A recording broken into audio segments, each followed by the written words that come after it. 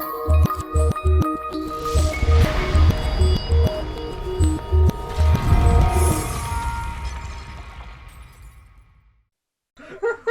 everybody, welcome to another episode of So to Speak. Yes, hello, my name is Lyle, that's Evan, Cody's over there, and Josh is on the TV. You'll forgive them for having SpongeBob on the brain. Shit, I was about to say SpongeBob, Arthur, Simpsons. There, we got that out of the way. Let's get to Freddy the got fingered. There, get the tropes out of the way. Star Wars. Blah, blah, blah. Marvel. DC. There we go, get them all out of the way. What was that one? I don't know, I was trying to do a you impression. A spaghetti western. Oh.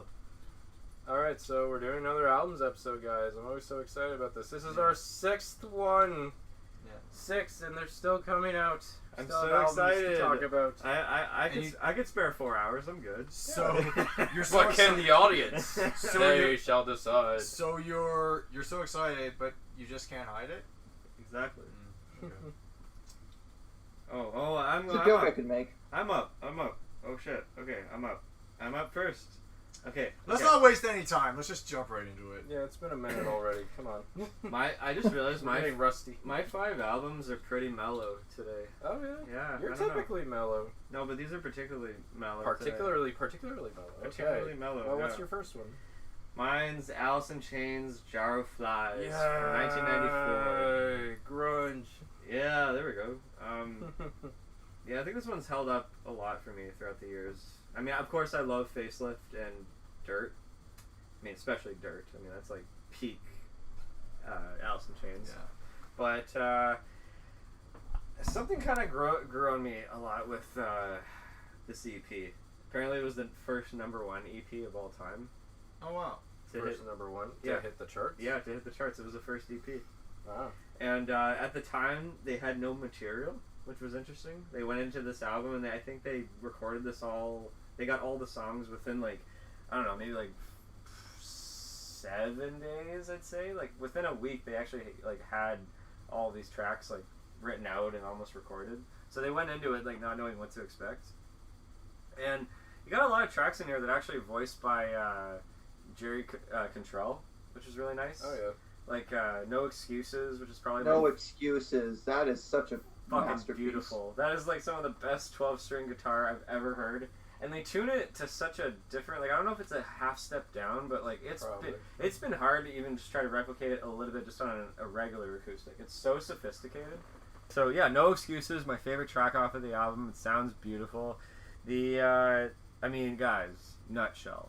Nutshell. I need to The really sit harmonies down in and listen to general, this one. I mean, I think, obviously Alice in Chains is known for Lane and Jerry's harmonies, but I don't think the balance between the melodic and the darkness of that band's sound has been captured quite on, certainly Dirt and especially Jar Flies. And if I can't be myself, I'd be better dead. Oh. How about I Stay Away? I've always liked that one. I Stay Away is really good. I like the violin kind of part in the chorus. The music video is excellent. It's like a nice stop motion. Ooh, stop motion. Yeah, it's really well done. A stop motion grunge song video? Mm-hmm. Wow. Yeah. I gotta see this. Ooh, I gotta check that out again. It opens strongly with Rotten Apple. It's funny, both the first and last track, Rotten Apple and Swing on this, haven't heard them as much growing up. I always just try to like get to like the middle chunk of it. You got Nutshell, you got I Stay Away, No Excuses. Whale and Wasp is a really nice, quick little instrumental I've always liked. But another Jerry Cantrell sing, like, what do you call it? Like, Spoken words? Song, whatever the fuck, is Don't Follow. I don't know what you mean. You don't follow what I'm saying as well. Yeah, I'm confused. That's why. That's what they should have called it. Don't Follow. That's a nice soft one. That's kind of like almost like a ballad. Has a nice harmonica in it as well. Okay. I don't know. This is kind of quick and simple, to be honest. But like, I really like the simplicity of this album, and this is coming from a band that's usually like known for being a lot more heavier. I think they like built themselves up pretty high with, like I said, with Facelift and Dirt. That like they came right out of the gate, and then to kind of like take it easy, because I think at this time like Lance Stanley was going through some like drug issues, and like that's kind of like reflected a lot with the writing of Nutshell. But if you like Nutshell, I highly recommend their MTV Unplugged version of it, because it's actually better. much better. I've heard, yeah. And they had not seen each other in like a year prior to that recording, actually. Ooh. They had not rehearsed or anything, because I think Lance Stanley was in rehab at the time. So the fact that they come out That checks out. with no rehearsals and they come right out of the gate with Nutshell, that was their first track off of the Unplugged. So here's an aside, Cody, because Yeah. we talked about this briefly in a future Pop Talk episode. Pearl Jam or Alice in Chains, who did their MTV Unplugged better?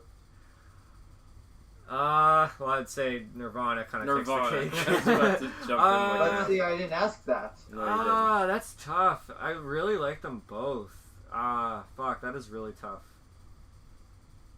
It sounds biased, but I'd probably go for Pearl Jam, but fuck, that's very tough. That is very, very tough. It's Damn. funny because I remember Sap was in an EP in a similar style that I think came in between Facelift and Dirt, but Yeah. I think that Jar of Flies is Sap times 10. Yeah.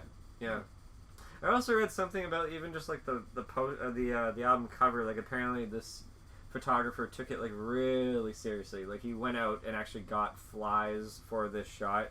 And there's like there was some. I think the artist shared it on his Instagram recently where he said it's been 25 years since Jar of Flies, and he was showing like all the outtake photos as well. There was a couple of different that was perspective fucking shots that he fun. had of it. He was like, wait, what if we like churn the jar backwards and we're kind of reading it like that, and then he kind of punched in on, I think it was his son that's in the photo. Oh, That's yeah? his- and that's it, the- I it think- almost looks like a doll. Someone's hand is there. I forget who that is, but Ooh. yeah, It's very 90s, very gritty. it's dirty looking. Gritty yeah. and You red. would not believe your eyes if I showed you this jar of flies. Lit up the stage as I rock on out. That was bad, I apologize. Have you heard this, Evan? Actually, come to think of it, Hey, do you I don't listen to know. Alice in Chains much, Alden? Not really. I mean, Oh, I'm they're more. good. I think you should give him a shot. They're really good. Actually, They're my wait, no, second, wait. They're my second favorite grunge band. Alice in Chains. I know I have heard like a few of their songs. I'm just not like I know of them. I am sure I've heard like a couple of their songs, Perhaps. like on the radio. But Give I Stay Away, No Excuses, and Don't Follow. well, I've been listening to all your albums like after these episodes, so I will definitely check this out. He's gonna. Yay. He'll figure it out. He'll find a way. Well, you actually might like Whale and the Wasp. Okay. Yeah, I definitely want to give Nutshell a try, if nothing else. I don't think I've ever heard it. and I mean, Josh, you're more aware of this. Rotten Apple, maybe. It's something you might dig. Yeah. I've been wanting to check out some of that stuff because I mean I'd say my favorite record of theirs is certainly Dirt, but I think Alice in Chains of the big four, or I guess some of their newer stuff is held up fairly well. Granted, I haven't been big on The Devil Put Dinosaurs Here or Rain or Fog, but they've been pretty solid, which is certainly more than I can say. I mean, I've never been huge on a lot of Pearl Jam outside of the early mid-90s stuff, but I think of the bands that are still active, which isn't saying much because it's only two of them, No. I guess I prefer New Alice in Chains to New Pearl Jam. I'm sure that's blasphemous to some. Not really. I agree. No, it's all taste, really. Pearl Jam's very sophisticated rock. Pearl Jam is art rock. No, it's Can't wait for the next prog epic. it's very It's a sequel to Bugs. it's a very sophisticated sound, and their early days definitely. Does that mean you need to have a certain IQ to enjoy them properly? Well, it's like Pearl Jam, like I said, was always influenced by like the Who and like Bob Dylan and stuff like that. When like you got Kurt Cobain and Chris Cornell and Lance Stanley, who are all like influenced a little bit more in the dirt, no pun intended, of that scene in grunge. Where there was that sound. They all sounded like Green River. They all sounded like Mad Season was kind of a compilation, but Mother Love Bone, stuff like that. Mother Love Bone, the Melvins, like or Mudhoney. That's another one. Pixies, yeah, like it's kind of like I don't know. Even Stone Temple Pilots, I always like classify them as like grunge, but like they're also not. They're based in Seattle, but they also came from somewhere else outside of Seattle. I would say somewhere in California. That's why the whole fucking term grunge completely gets debunked if you really get technical. because it's like there's some that's borderline more standard rock, and there is some like again Soundgarden is another one of the big four of grunge that I consider borderline metal because totally. a lot of their early stuff especially does get quite heavy. I mean, if you listen to Facelift, like that really is heavy. Like that's heavy. Or you listen to Bleach, it's like, yeah, Nirvana, they kind of wanted to be a punk band, and then they just ended up being the face of this brand new genre. Again, the genre, it's just a label. It totally is just, it falls apart the more you actually, like, think about it. Yeah, but I like the style regardless. It's a quick little easy label to be like, oh, that sophisticated, unique sound that, like, Seattle was starting to, like, develop in the early 90s. Like, it just blew. Yeah, but by 94, this was the year that basically it all kind of came apart. Mm-hmm. Yeah. I wonder if Alice in Chains will do another sort of acoustic EP like this someday. They could. They could, yeah. Jared Might could. as well make it a nice trilogy. The new singer is really good. Yeah, I've heard good Yep. stuff about the new singer. I saw them live. They were awesome. fantastic. William Duvall still got it. Yeah. Sweet. That's all I got. Jar of Lies. Okay, That's my cool. only EP. Nice. It's the Frog's Choice. Right. Ah, nice. Yes, it's on his menu. How do I start this one? So I noticed Josh was picking a lot of albums from the eastern side of the world, and I thought I'd take a crack at it. And all I gotta say, sometimes you gotta escape from the sinking. Do ya see what I mean? It's Runners High by the Pillows, 1999. So yeah, Japanese alternative rock. I'm glad one of you actually took a chance on the Pillows, because they're one of the Japanese bands that I found out through like some forums. Excellent stuff. Thank you. Yes, they're great. So this album is largely featured on this one anime. It's called Fooly Cooly. Very short-lived, 6 episodes long. Have not seen it. I don't even know what it's about. I think it's about a boy who gets with a girl who fights monsters. I'm not. Sounds like the plot. Wait to a minute, most so this is anime. like a Tuxedo Mask prequel? No, wait, Sailor Moon didn't ever Sailor fight Moon. monsters. Sure, I don't know. It was on like Adult Swim and Toonami back in the really early No, I days. got it. Basically, this guy's life starts going haywire when things start coming out of his forehead. And no, that's not out of Jimmy's head. I remember I saw the trailer for the show and I was like, I don't know what's going on, but I like it. I want to see more. Well, it's a Gainax production, so if you know anime, that should tell you all you need to know. Yeah, I just know it has quite a following, and the soundtrack is largely Pillows music, so it's like one introduced the other to me. And they did all 5 opening themes as well as the closing themes, so it's very much, they have their like stamp right on there. If I had to describe the Pillows, for that, because I know Josh is familiar, Evan and Cody, I doubt you know anything about it. Yeah, I've never heard of this. Well, I'd say it's very clean, polished, alternative rock, bordering on like, it's kind of like the start of the indie scene. So like Right. Green Day. Where you have, no, not so much Green Day. I'd say their sound is more akin to like Blur, or Okay. Pixies, or like really early Pablo Honey, Radiohead. Okay. Yeah. So yeah, it's just very clean, alternative. And what I like about this album the most is because it came out in 1999. I would say this is like the final curtain call of an era. Like back when you had the early days with the American grunge scene, as we were just talking about, to like even like the middle of the decade with the English Britpop scene. It's like this album just has like a condensed like feeling of everything I've always liked about 90s alternative, and it's almost like saying goodbye to all that. I see. And I can kind of see it. So this is 1999. 1999, yeah. 99. Okay. So it has like the idiosyncratic energy and the weird lyrics and the power chord heavy choruses and a few somber ballads sprinkled in that really touch you in the feels. The one thing I always take away from this album is the cover. The first thing I said was like when I saw the cover, it's like, what a wascally wabbit. I'm actually Gary Baseman's work. If any of you have ever heard of Gary Baseman, the artist, No. No. well, he was involved in the creation of like Teacher's Pet, and he did a bunch of other art stuff. He's the guy who made Cranium, right? Funny. The guy who made Cranium and Teacher's Pet. Is that the same guy? Yeah, I mentioned him before. Oh, wow. Yeah, I guess it's a little similar. So This album is actually not on Apple Music. No, I was no. gonna say one of my Spotify biggest comments even. is that some of this band's discography is not on streaming in this context. No, it's not on iTunes. It's not on Spotify. The entire thing. Well, no, in Japan it is, but there's YouTube and other stuff for that. Yeah, you can listen to the entire album on YouTube. That's what I had to do. But yeah, back to the cover. It's just like I don't know, just like, what kind of drugs was this rabbit on? It almost looks like the Hopkinsville Goblin.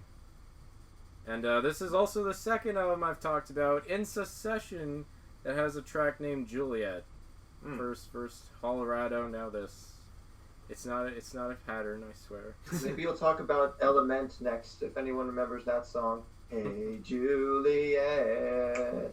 Hey Juliet. Nope, just me. Okay. Any Romeo songs? I remember that. Any Romeo songs? Okay, good. He gets it. Yeah, 20 years ago, you used to sing it at summer camp. Alright, so... I know, now I'm just imagining them coming. Anyway. Alright, I feel like because of the time it came out in, there's a lot of like sunniness and optimism in the production, especially since, you know, at that time, I mean, at least in North America, that was when teen pop was really at its peak. Yeah. I imagine, obviously, trends in Japan around the late 90s were certainly different, but from what I know of the Pillows style, I feel like it would certainly be on brand for them. Yeah, they were very popular, for sure. So I gotta recommend some songs, because I feel like going through the whole list would be a little taxing. So for Evan, I want to recommend you a lot of the softer songs. Brand New Love Song is one of the most harmonious pieces off the entire album. It's definitely one of the most popular ones. It's a really nice love ballad song. Paper Triangles, which is this really cool instrumental that's very mellow. It feels like something right out of the early 2000s. And I swear, if this was on Adult Swim, it would definitely be played over like a bumper that you see on like 4 a.m. I could see that. I love those bumpers. Oh yeah. I'll check it out. And then the last track on the album, I feel like you'd really like, is Let's See If That's True or Not, also known as Tashikami ni Yuko. I tried. But yeah, the Duolingo's paying off. Yeah, I'm not bad with that pronunciation, but yeah, that's a really lovely song to end the album on. It's very I feel like that's a song you listen to while you're biking through Tommy Thompson. So I'd recommend that song more than anything else. I'll look into that.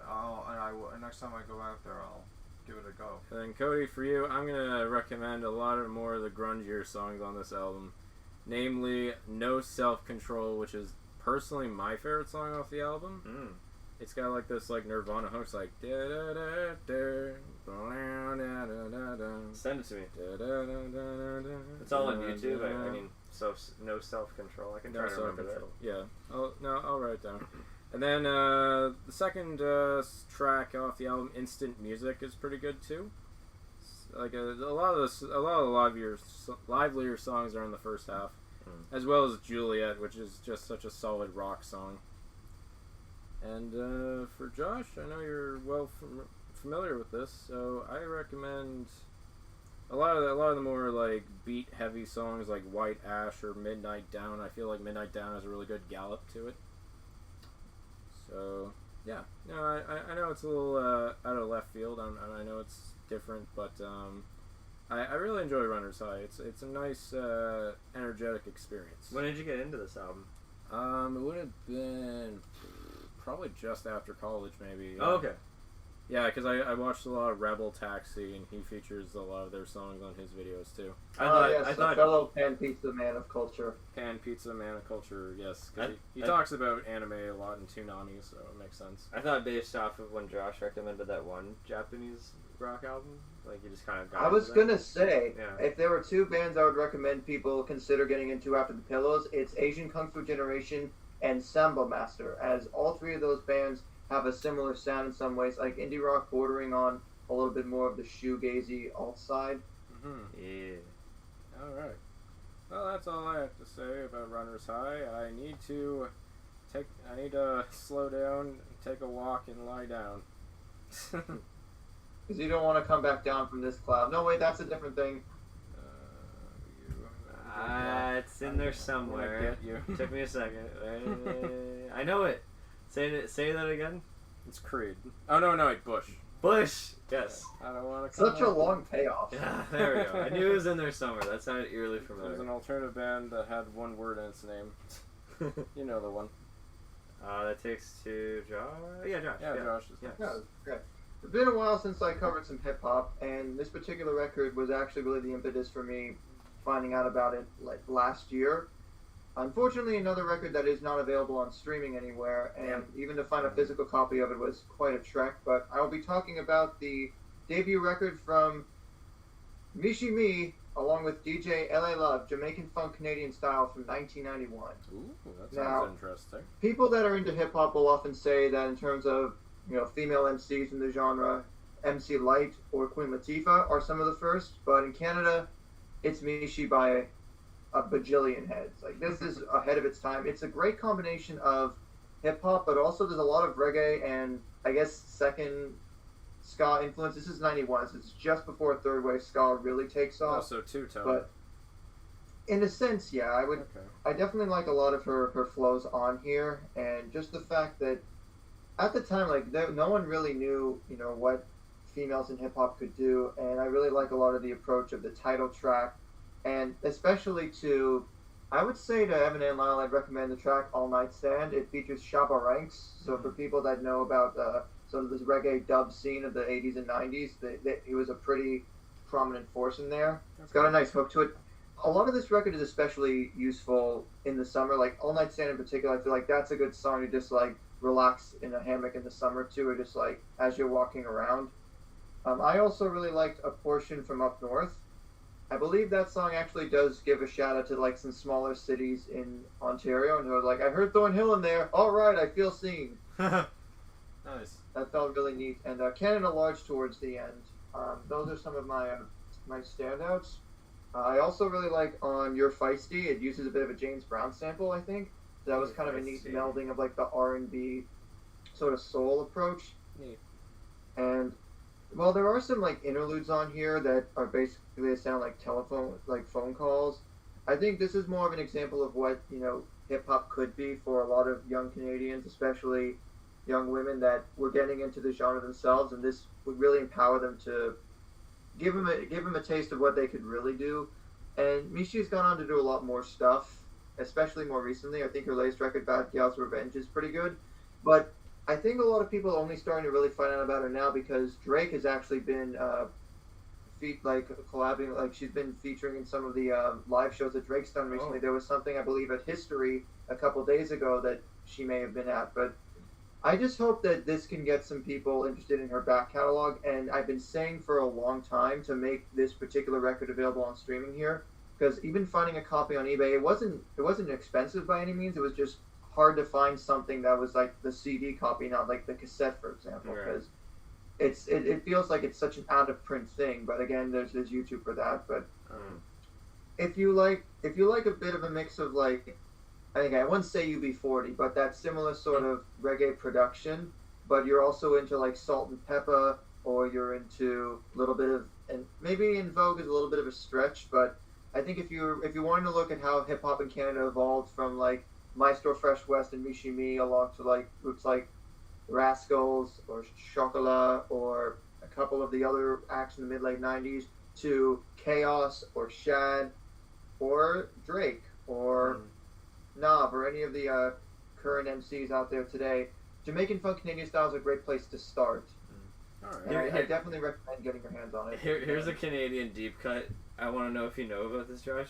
My Inner Ninja by Classified.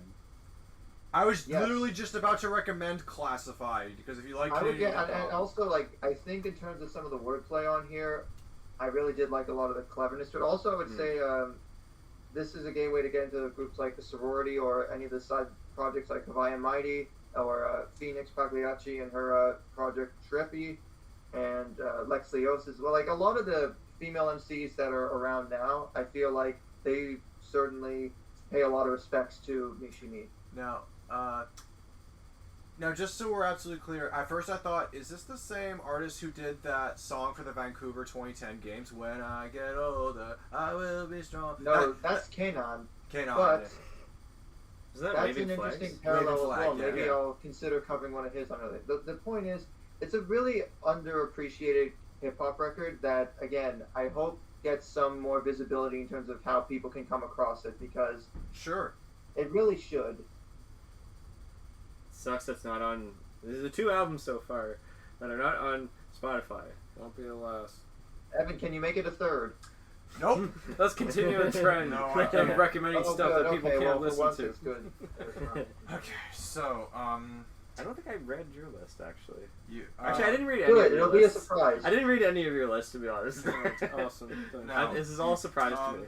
Okay. Now, I don't know. I don't know if like we were headed in like a Channel Awesome direction where like we're not allowed to talk about albums from artists we've already covered. Well, I was running out. I was thinking about that. Yeah.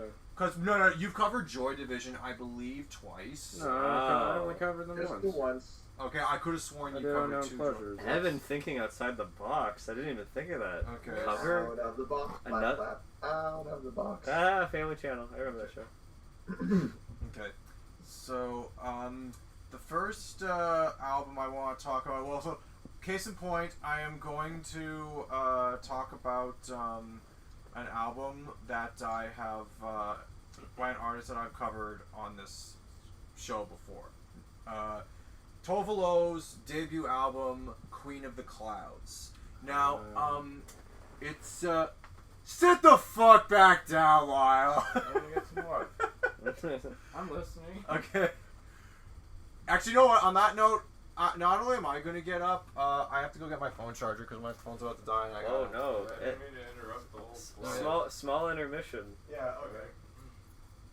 I was just pulling your leg. I wasn't actually mad. Well, I like how Tov Lo looks on her album cover. I thought we were intermission. Hey, what? We're intermission. None of this. All this is going to wind up in 2024. Oh, okay. Pure is a better Yes. place. I just thought the timing was funny. Where like I say I'm going to cover Looks Tov like, Lo, and then the second I say her name, you get up. Looks Sick. like Cara Delevingne. Wednesday Addams vibes. There's something about the little like purple borderline pink border around it. I feel like, especially again with Elm Longer, it gives you a sense of what the album's gonna feel like.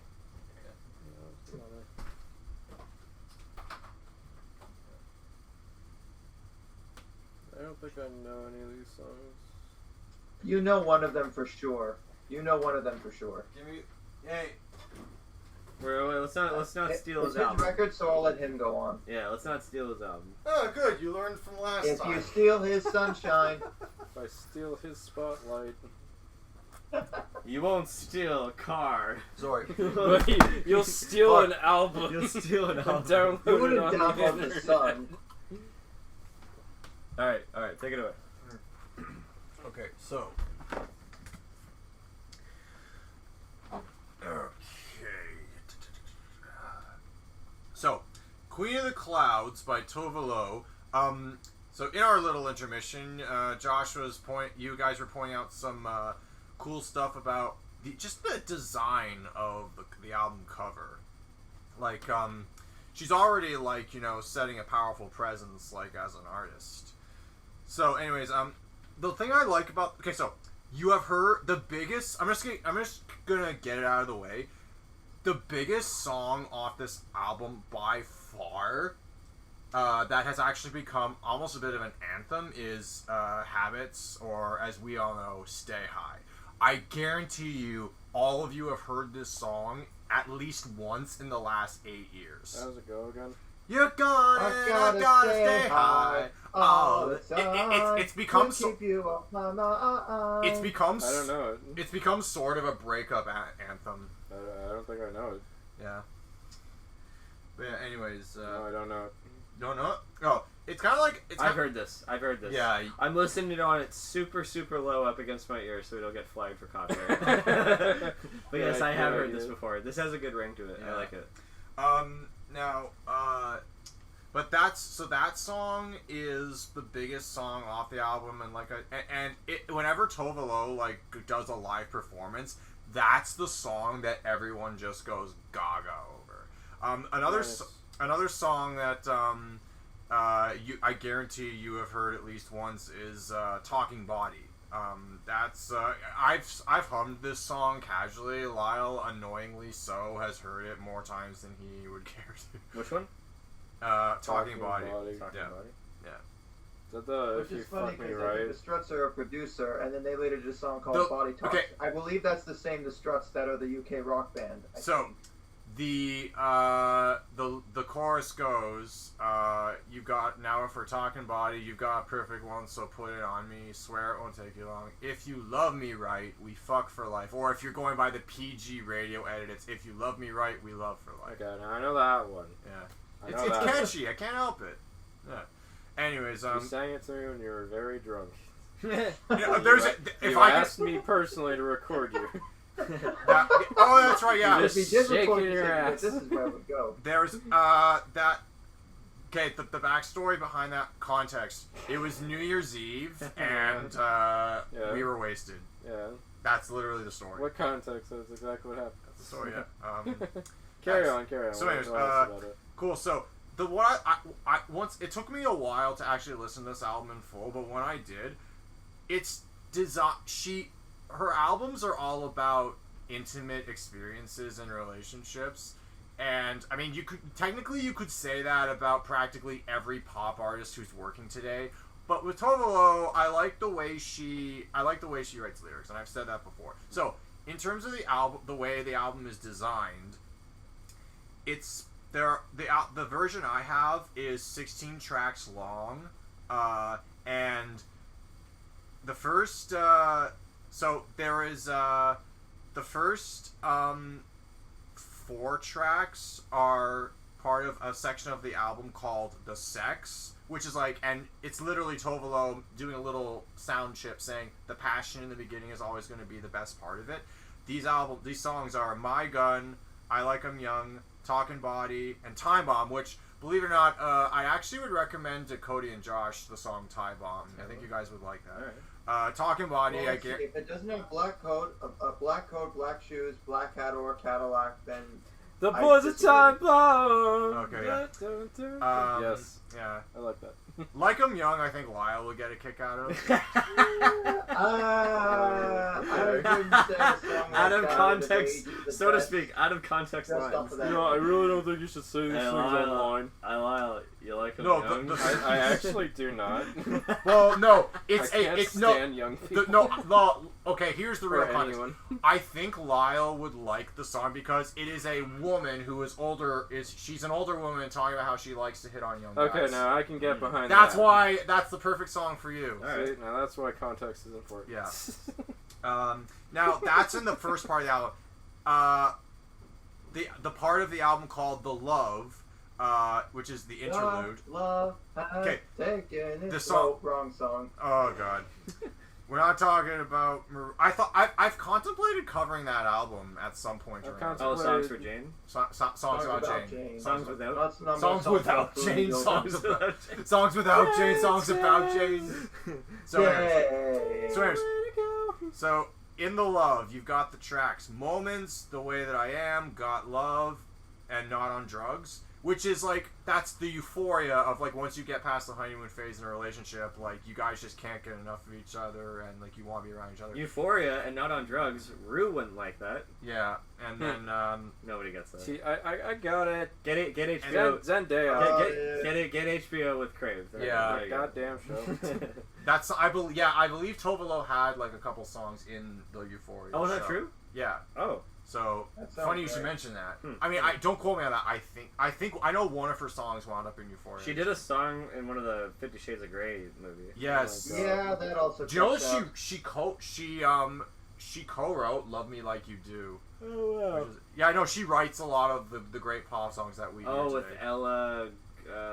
Ellie Goulding. Yeah, she's good. And then the last part of the album is "The Pain," which is where with you hear love or the sex.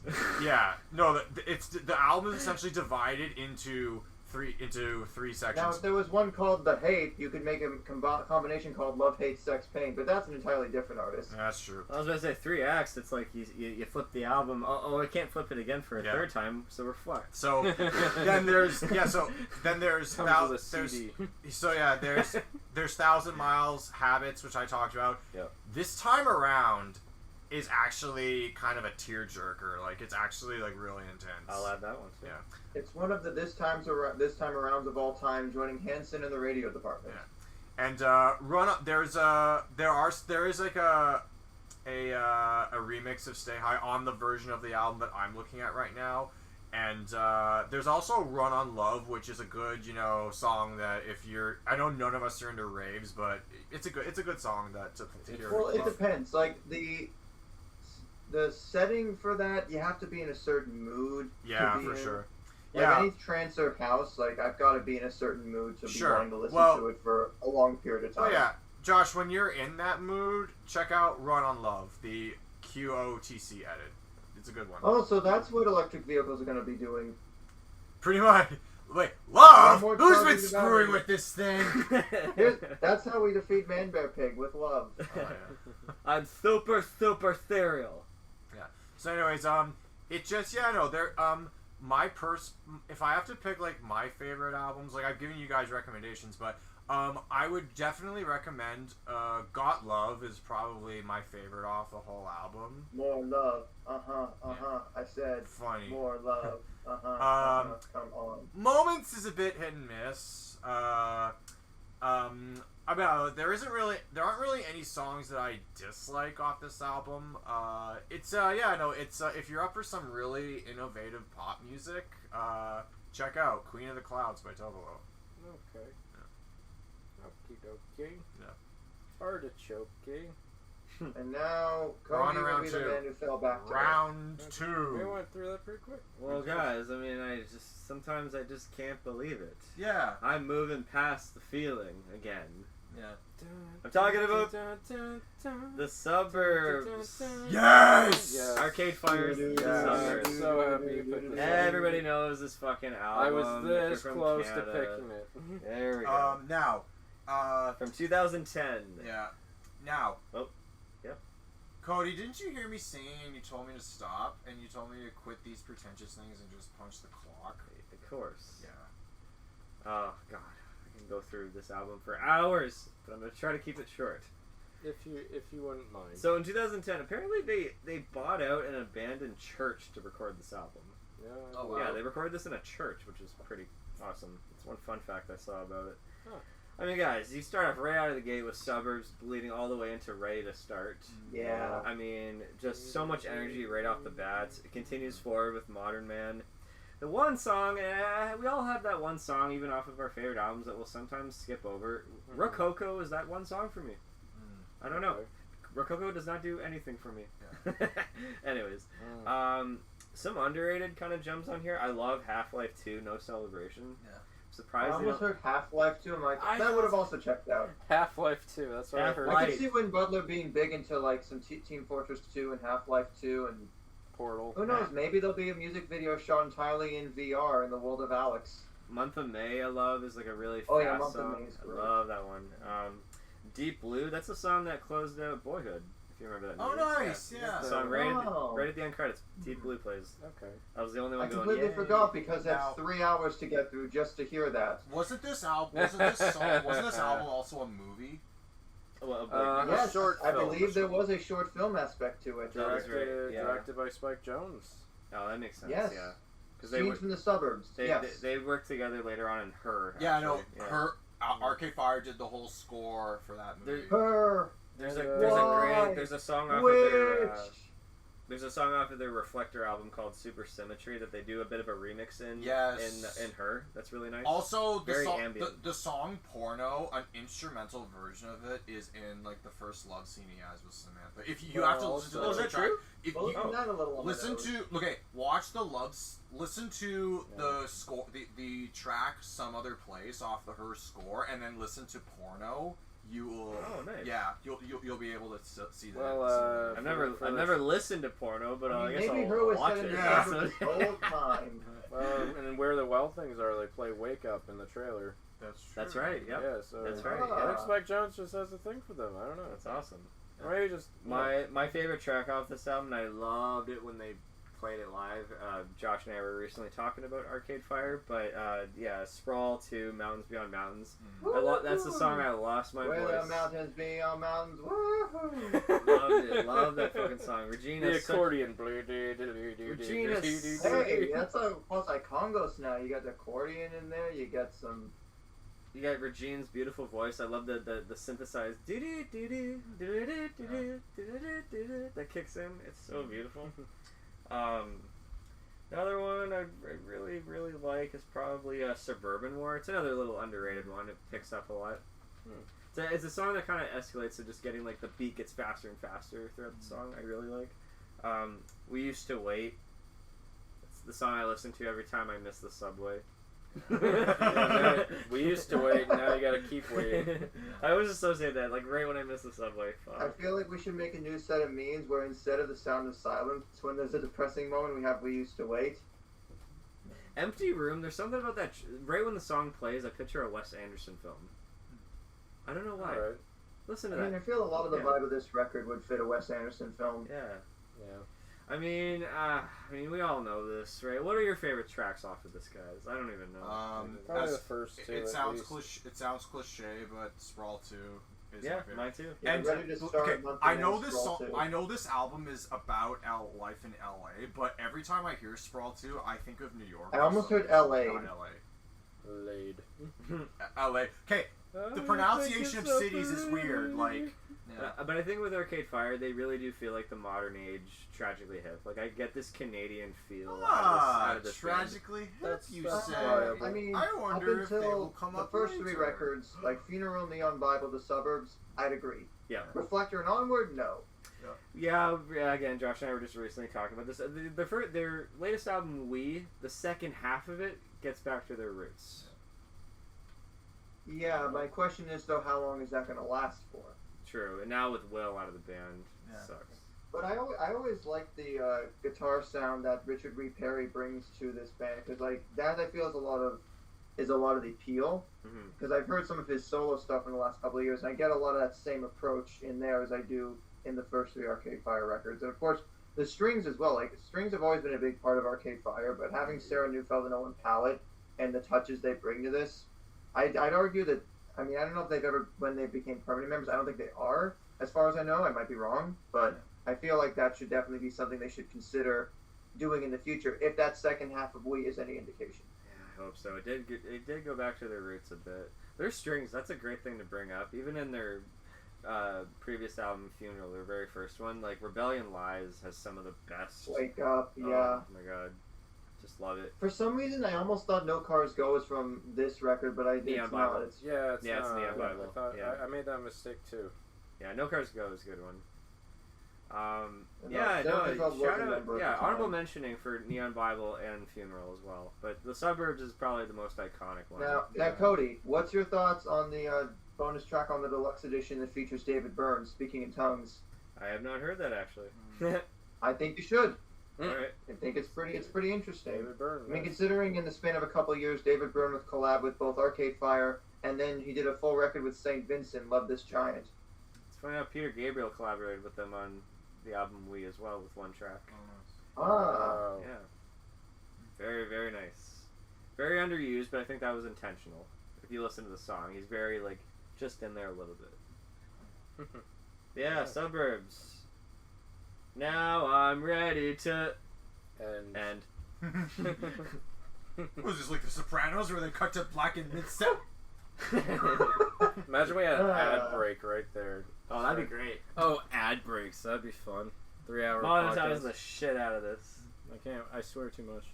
Yeah, that's true. It's funny we bring up David Byrne actually, because my next one, it's very indicative of that kind of style of music, this sort of art pop sensibilities, eccentricities. And for my second one, another one that's kind of outside my wheelhouse, I picked Pop Food by Jack Stauber. My rival, Pop Food. Pop Food, Pop yes. Talk. Pop Talk I all will the way. say, I will say Pop Talk by accident at least several times while I talk about this album. So, I have not heard of this before. Interesting. oh really? Okay, I wasn't sure if Josh had heard of this one. I'll All right. perk up What, are every we trying to time play Stump the Music Guy? Stump Josh the Jukebox. Josh, Juke- jukebox Josh. You gotta stump him. Jukebox Josh. That's the challenge every time we make this episode. Now imagine if your keyboard could dispense food depending on what key you pressed, and you could program it in. That would be an amazing superpower. It's like in Eels. I saw this one concept. Where's the of Disney Eels. Plus series on that? There you go. That should be a Pixar movie. But anyways, so a little background on Jack Stauber. He's actually a YouTuber. Nice. So he specializes in multimedia video making, where a lot of his videos, they're like short, most of them don't go longer than a minute, but he writes like a little ditty, and he makes a video usually with the stop motion animation or claymation, or him in a green screen being superimposed into things, or he'll use this really archaic like computer animation from like the early 90s. His whole aesthetic is basically like outmoded tech, like VHS. So your wheelhouse, basically. Sorry? So that sounds like your wheelhouse. Oh yeah, I suppose, yeah. Yeah, it's he uses a lot of like VHS filters and a lot of like old stereo. Okay, yeah, I'm a equipment. sucker for VHS filters. Yeah, me too. Really old Casio keyboards. Oh, okay. Yeah. No, I think Cody, Evan, Josh, I think you would all really enjoy this album. It's very, very interesting. Buttercup? Yeah, I was about to say, this album became viral back when it came out in 2017 because of Buttercup, which was the opening single track, and it blew up on TikTok for a time, and that explains why I haven't heard of it. Maybe just a little. I wonder, I feel like in a way, well, I don't know if Jack and Bo Burnham were active at the exact same time, but I do feel like a lot of the seeds of what would become Inside and the B-sides, in a sense, were planted with stuff like this. Yeah. God damn it, I just heard a little bit of Buttercup. Yep, I'm getting fucking TikTok flashbacks. I've heard that so many fucking times, man. God damn it. He knows. I know it. Oh, I know it. I know it for the wrong reasons. Well, Now we need Boston and Bubbles, and there you go, HBO Max. You've got your new songs for the Powerpuff Girls reboot. Yeah, it's interesting to bring up Bo Burnham. I was actually about to say his style is somewhat indicative of Bo Burnham's. Bo Burnham's is more like classically trained comedy. But, I was gonna mention him, but I didn't think it was too. I thought it was too obvious. So this then sounds like a gateway between, you have him in the middle. On the left side you've got Bo, and on the right side you've got the artist formerly known as Filthy Frank. Joji, yeah. All right, so I should recommend some songs so I can go through the list. Cody, or Evan. Cody, go with Buttercup. I was gonna mention Buttercup, but I'm like, oh no, he does not. That is a big no. No, I can't. Why did you build him up, Buttercup? You know what's funny? I'm sorry to sorry to I electrified his golden tooth. Sorry to interrupt for a second, but when you brought my attention to that Kate Bush song, Evan, that was before Stranger Things 4. Cloud busting. No, running up the hill. Running up that hill. Good. And TikTok stole that fucking song. But then you saw the show and you're like, oh, well, they actually did the all song. TikTok was doing was what Coldplay was doing with Speed of Sound. It's just taking an already existing song and. But in context in Stranger Things, it worked. Yeah, it really worked. Really well. effective. Really, you just don't like the way TikTok. Oh god, we brought it up before Stranger Things. Yeah, you were ahead of the curve. I was. And it's our lowest viewed albums episode. Oh. But Evan, I have some songs for you. Oh yeah. So we have Oklahoma. Oklahoma. Which is that's Oklahoma. It's like Oklahoma. It's not Two Oklahoma words. like the musical. It's Oklahoma. Yeah, we need an exclamation point for that too. Oklahoma. Oops, he said the quiet part loud and the loud part quiet. Bothersome is another good song. Okay. Bothersome has that one has a very nice chord. It's like very like Baroque in a way. It's like it's bothersome here, it's bothersome. Dog Nightmare. Yeah, I'm gonna mention that to Josh. And then Candy Eyes, which ends the album, Evan. That's a very nice soft song to end the album on. And then Cody, I got some unique ones for you. Coy Boy, which to me sounds like a song I feel like you probably would have wrote. What? I take that as a compliment. Yeah, it's him playing with this little. Boy, boy. No, boy, boy. It kind of almost it was almost sounding like the pop talk song. I'm a coy boy. Move over, soy boys. Coy boys are where they're Just at. you playing around with a piano in your basement. I can imagine you. Here's the new logo for Pop Talk. Just hold your phone up. A really strong song I'd recommend to Cody is I Understand, which is a really nice kind of bring it on to the end of the album kind of song. Alright. Very powerful synth and organ work on that one. I'm adding it. And as I know you are so into Austin Powers, I must recommend I Love You, Vern Troyer. Oh, okay. Of Tribute to course. him? Yeah, because Nice. what actually happened is kind of similar to me and Eric Von Detten. Vern Troyer recorded a video of himself talking about Jack Stauber, which is sent to Jack Stauber's attention, and he was like overjoyed to hear that he was a fan of his music. Then shortly after he passed away, he wrote a song about him. Does he play some of that recording in the background of And the song? he opens the song with that, actually. Great. It's Great. like Nice. he's so funny, and you never quite know what to do next.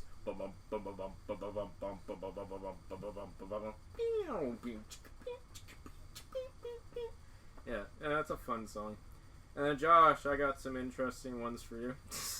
So we have, like Cody mentioned, Dog Nightmare, which is this like really groovy dark wave kind of song. Almost reminds me of something like Danny Elfman would have made in his Oingo Boingo days, actually. Like Beetlejuice, like Earlier. So is this what happens when Ross Geller has a career? That is actually not far from the truth. I've been working on my sound. Dung, dung, dung, dung, dung, dung. Arf, arf. Okay, and another one that I know you'd like is My Plea, which is like, it's got this nice groove, but it almost has like lyrics that remind me of something like They Might Be Giants, where it's like, not trying to bug you, babe, but I just got mugged today, and I need some money to buy candy bars. That doesn't sound too far from reality there. Yeah, no, it's a groovy song. It's really nice. But I think one of the nicest sounding songs is Safe Socks, which has this lovely, probably some of the nicest harmonies in the entire album. It's like right up there with the Beach Boys. Like, "You're so good. Da, da, da, da, is the song." Yeah, I like Jack Stauber. I know he released another album just after this one called Hi-Fi. And it wasn't quite as big as this one. It has like one song. High low. High low. Sorry, High Low, not yeah. Hi-Fi. Sorry, it's high fidelity music though, I must say. Yeah, Dead Weight is a really good song off that album. And But- Small World. yeah, that one's. I'm just pretty looking good at the too. most popular stuff. most popular songs. Or downloaded, I guess. Yeah. But that's what I like about Jack Stauber. I feel like I can tell he records almost everything by himself. Like he'll do like background melodies where he's playing off himself. He'll do like low voice like beep beep beep beep, like really high voice. I should check high this out. vocals. I think I might like it. Yeah, Evan, I would almost say you could listen to the entire album. I feel like it'd be up your alley because Okay. I know you like old school music that has like a lot of synth to it. Like I know you're into Kraftwerk Kraftwerk, yeah. and all that. So yeah, I highly recommend Pop Food to you, Josh, and Gotye even. I'm sure you'd get a lot out of this too. I'm surprised. Usually albums I pick, you're all at least one of you is familiar with them. So this is a change in pace. Nice. All right, awesome. Let's carry on, shall we? Well, I'm also going to be carrying on the trend of I guarantee none of you will know about this record except for me.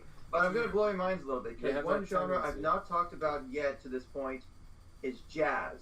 But Jazz. not just any jazz. So, you guys ever heard of cumbia? No. Sorry. Well, you're Sorry. about to. I feel like I should apologize. Sorry.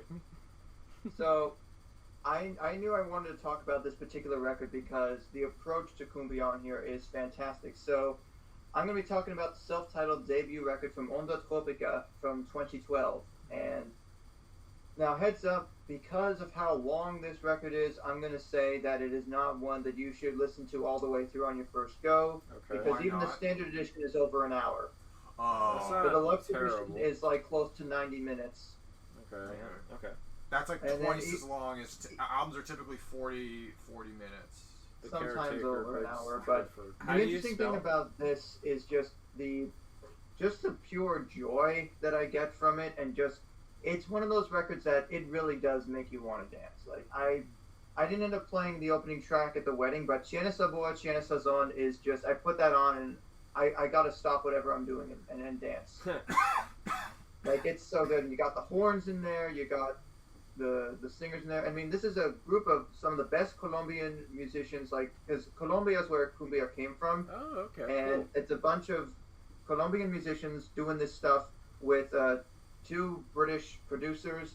And the label this came out on, Soundway, is actually really known for a lot of diverse sounds. So I guess this is the closest to quote unquote world music that I've gotten, but I say it's more Latin jazz. And Lyle, I would honestly recommend that you try and show this record to Veronica because I think she may actually be pleasantly surprised by it. Yeah, I wonder if she's familiar with it. Maybe her dad is. He's a musician. It's entirely possible. And I'm like, yeah, China Sabor, China Sazon, I definitely recommend to, to Cody and Lyle because it's got that groove in there. Even if there is some Spanish in there, there's not too much of it. Nice. I also love, especially for Lyle, I would recommend the next track, Ponquero Sonidero.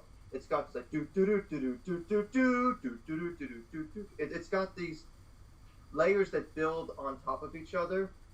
Now, obviously, because of how long it is, it was kind of hard to find a lot of standout moments. Just because after a while, you do get that blending effect. But that's sort of why I recommend this record because it is something you can put on in the background, and you'll pick up some different details depending on how much you pay attention to it.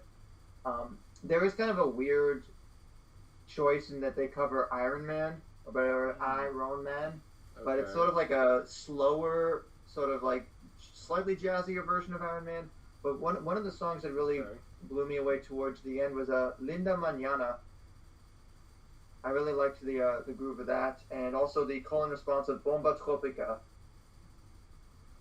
I found that those are some of the best examples of the uniqueness of this subgenre, and especially just for, how colorful it is. I mean, we were talking about with Queen of the Clouds, the purples and pinks and how, dark and brooding it is. But with this, there's lots of bright yellows and reds and greens and the shapes of everything. It's a really fun record that I can't quite describe other than, it's just over 10 years since I first heard of this, but it was one of those that it was unlike anything I'd ever heard before, and I knew I had to get it. Now, the other side note is the vinyl release of this actually has a bonus, I believe, 7-inch that has like 2 extra tracks on there that are not on either of the versions that are on streaming. Alright. What was the one you said you recommended? Well, I definitely recommend China Sabor, China Sazon, which is the opening track, but I would actually recommend Evan try Ondatrópica. It's near the end, but I really was pleasantly surprised by that. And Lyle, I recommended Ponquero Sonidero, and I think, and Linda Mañana as well. That sounds familiar. Yeah, that's the one thing where it's a long record, but it's one where depending on how much you commit to it, you can find a really pleasant experience. Or if you want to take up some salsa, rumba, any sort of Latin-inspired dancing lessons, you could certainly throw this record on in the background. Now, when Veronica and I have some date nights at our kitchen table with the streamers and all the music and all that, I just throw on give it jazz. a try and see how that goes out. I also think it's good background music for, like, a nice, lively restaurant. Well, I was going to say, I literally just put on, like, jazz music essentials and just go to town. Well, if you're thinking of it like being like that kind of dinner jazz, I will say some of it is a little bit more upbeat and a little bit more of a faster tempo. Yeah. We try to turn our dining room into a fancy restaurant. You beat me to it. Hope no one has anything on the house. Nice. Yeah. Yeah, but Okay. Nice eclectic taste in music. I like that shit. Nice. Yeah. I like this shit that I haven't heard of yet. Cool. Nice. So, for me, That's all I gotta say about it. Wonderful, wonderful. Wrong Nice. pipe. well, did it go down the windpipe? I was just thinking, I think And we there is covered- the name does have an accent, I believe, on the O, but again, I think I've sent you the spelling line, so you should be fine. Tropica. Ondatrópica. Mm-hmm. Anyways, so I'll definitely check that out. And if we're going on like an alternative kick, then I'm gonna take us back 11 years to an album I actually discovered during the transition. It came out right as I was starting college and leaving high school. Torches by Foster the People.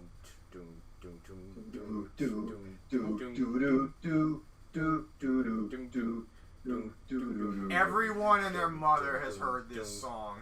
Unfortunately, the meaning of it has only become more applicable Okay, in the. Can I be honest with Sadly, you? Upon re-listening to this album, it's not about a mass shooter. It's just about a kid who gets his hand on a gun and maybe uses focuses it on one specific kid. But he's not. However, I'm saying like the initial subtext of it has only gotten a bit more warped since. It's a song that hasn't really aged particularly well. I disagree. I think it's rather pertinent. The hook is still undeniable. Okay, I will say Mark Foster's songwriting was always a strength. Yeah, it's a catchy ass song, and there's a reason.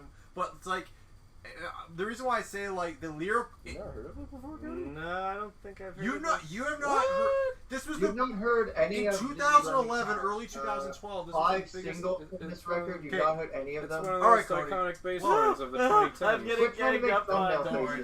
That's what you get for sitting in the middle aspect. Whoa! Let's keep our asses out of this aspect. No, I don't know. Well, that depends. Does anyone want to ask him a few questions? Okay, we will have to educate.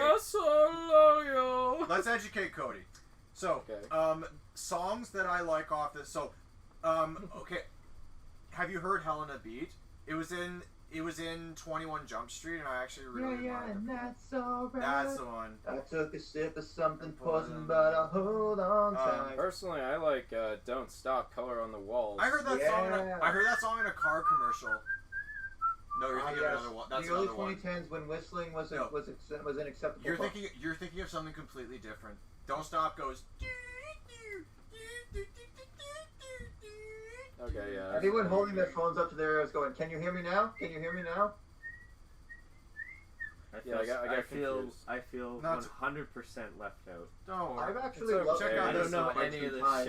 shit. Wow. Welcome to my world. I was under the impression. Okay, I think this is the first for me because I don't go as deep into the world of music as you three do. At least I don't think. But if I can find an album that stumps at the very least one of you, then I feel like I've reached a new level of. Wow, we've progressed. Yeah, we're getting better. While I had an album that none of us were aware of, and now you. Yeah. The fuck is going on? No. So Yeah. how do I describe this? It's like the thing is, I can only It's talk. beginning of it's 2010s indie. commercial core. It's indie. It's very very indie. Okay. It's early 2010s indie before every label and their mother wanted to get on it. Yeah.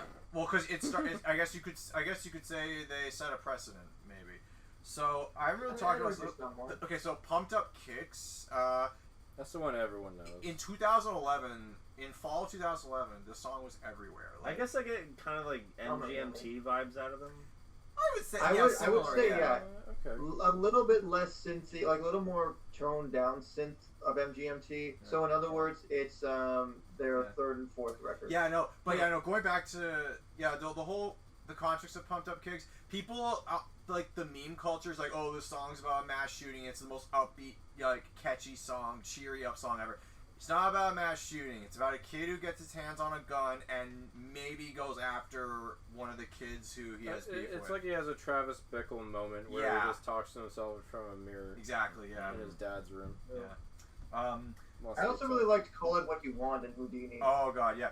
Okay. Those two songs. When I was in film school, those two songs. Well, when I started film school, those two songs, were kind of the tunes that kept me centered in. My creative comfort, my creative zone where it's Houdini does sound nice. Listen to this. I first heard it on the soundtrack of a video game 10 years ago. Oh, which game? Sex Century, and I was kind of surprised they chose that one, but it got me to listen to the record afterwards. Helena Beat, I'd recommend to all of you. Warrant, I actually think Lyle would like. It's the second last album. Broken Jaw is a bit hit or miss for me. So you're probably listening to the 10th anniversary re-release. No, that has all the bonus tracks and stuff. The version I'm listening to is the one that came out in 2011. Okay, well, no, because Broken Jaw's an iTunes bonus track. Oh, is it? Yes. Okay. Do you know what? Okay, there is another. This is a weird aside. You know what else I've heard? There is a track on this called Love. That is on the Best Buy exclusive edition. On the Walmart exclusive edition. That's a good one. And you know what? I first discovered that song because I was filming an alumni one-act play festival at our old high school, and it was for a film school project. And I remember one of the guys named Mark who put on a one-act play was all about his love. It's all about this dude's love life, and the character's name is Mark. He wanted the song "Love" to be in the play because of the first lyric. "Hello, my name is Mark. I play gentlemen's games." And the band leader is Mark Foster. So yeah. But it's Mark with a C. Is his name Mark with a C or Mark with a K? Not to be Mark. I believe I can't remember. But the point is, the other song I want to talk about is "Life on the Nickel." I swear to God, if John Watts ever makes another Spider-Man movie with Tom Holland, every time I hear "Life on the Nickel," I think of Spider-Man, specifically when he's broke and struggling in life. Okay, so the falling action. Yeah. And then what you do is you have double nickels on the dime right afterwards. Exactly. Yeah. But anyways, it's a good alternative album. I would agree. Don't really have too much else to say about it. I will also say everyone should also listen to one of the best track names I've heard in a long time. Chin Music for the Unsuspecting Hero.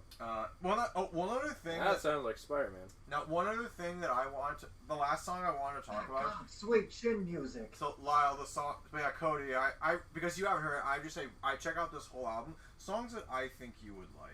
I think you would like I Would Do Anything for You and Waste. Those are good songs. Alright. Yeah, Call It What You Want and Houdini I also think you would like. Well, you're kind of listening to like the songs like on like whispery tracks. Well, I'd also say he should listen to Don't Stop, Color on the Walls, because it has probably the most prominent use of actual electric guitar that I can hear. It's true, yeah. Okay, so the song "Waste" actually struck a personal chord with me. No, not "Warrant," not "Waste." Sorry, the song "Warrant" struck a personal chord with me because it's a very cheery up casual song. The song is about a dude who is. I know it. I know Don't Stop. I know the song. I know you know. I heard it. Good. Yeah, Don't stop it. Me. See? Yeah. I know this. Okay, Good. there we go. There's hope in me. No, it's all good. I'm not entirely hopeless. That sounded such a downer. It's like, oh no, I don't know this. Oh no, wait, now I do. There we go. He's in the loop. We've reached synchronicity. Okay, we all know the How have I album. not heard of this? So Sorry, the story of the song. Yeah. So when I heard the song "Warrant" struck a personal chord with me because for reasons I am not quite sure why, but I have a very good feeling as to why. There was a stretch of time between October of 2011 and December of 2011 where anything I posted on Facebook, some snarky dick from my high school would, write a douchey comment on it. And whenever I honestly felt like, everyone I knew from high school was ganging up on me. And there was because like one, snobbish dick, took it upon himself to, speak for everyone about, some drama I had with someone. And it's like, oh, everyone thinks this way about you. It's like, what the fuck?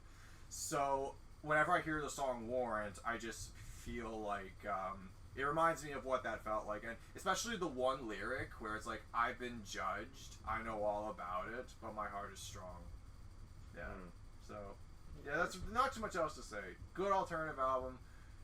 Round 3. Oh. Begin. We're only an hour in. That's amazing. Wow. So now We are becoming more 3 hours later. Well, now that they're on the topic of alternative indie rock, let's go back to the same year yours came out, actually. 2011 with Gotye's "Making Mirrors." Do do do do do do do do do do. Oh, okay. Okay, how about I hum the part? Do do do do do do do. There we go. I know what that is, as Mike Costanza would say. Yeah, oh yeah, An you example definitely of a record that should have been much more beloved, but again is only known for the one big song. Gotye! And arguably one of the Gotye. biggest songs of the Gotye, decade, sorry. but it still should have been a bigger record. Yeah, so I'll take it back to exactly 10 years ago, around this summertime, actually, in that transition between Windsor and Toronto. All I was hearing on the radio with someone that I used to know. I feel like that was the period where like We Are Young and Somebody That I Used to Know were two of the biggest songs in America. I can hear it in the distance. All I hear is you didn't have to cut me off. I'm just like, oh, there it is. That song. That This song. reminds me of a specific YouTube poop, but I'll get into it later. That's one of the songs that I hear the first two chords. I know what the songs do. Yeah, so you go on all day about being overplayed or whatever. So I was like, you know what? Why don't I just listen to the fucking album that this song came from? I was under the impression that somebody that you used to know. It was blown up in popularity thanks to Walk Off the Earth's famous YouTube cover that like got them with the guitar. I thought they made the song famous by covering it. The internet that would agree with that. Yeah. But eventually I was like, alright, I'll just listen to the whole album that this is on. Clearly this is like the shit, I guess. And it is. It's actually really good. And in fact, someone that I used to know it's one of these examples. Somebody that I used to know. Somebody that I used to know is actually the lesser song off of the album. It's the most popular song. It's not bad. Yeah. You can take what you want about it being overplayed, but there are so many tracks that I felt so like Easy Way Out has like this great energy to it. Like Making Mirrors, the opening track, is like really quick and kind of like a nice ease into what the album is gonna be.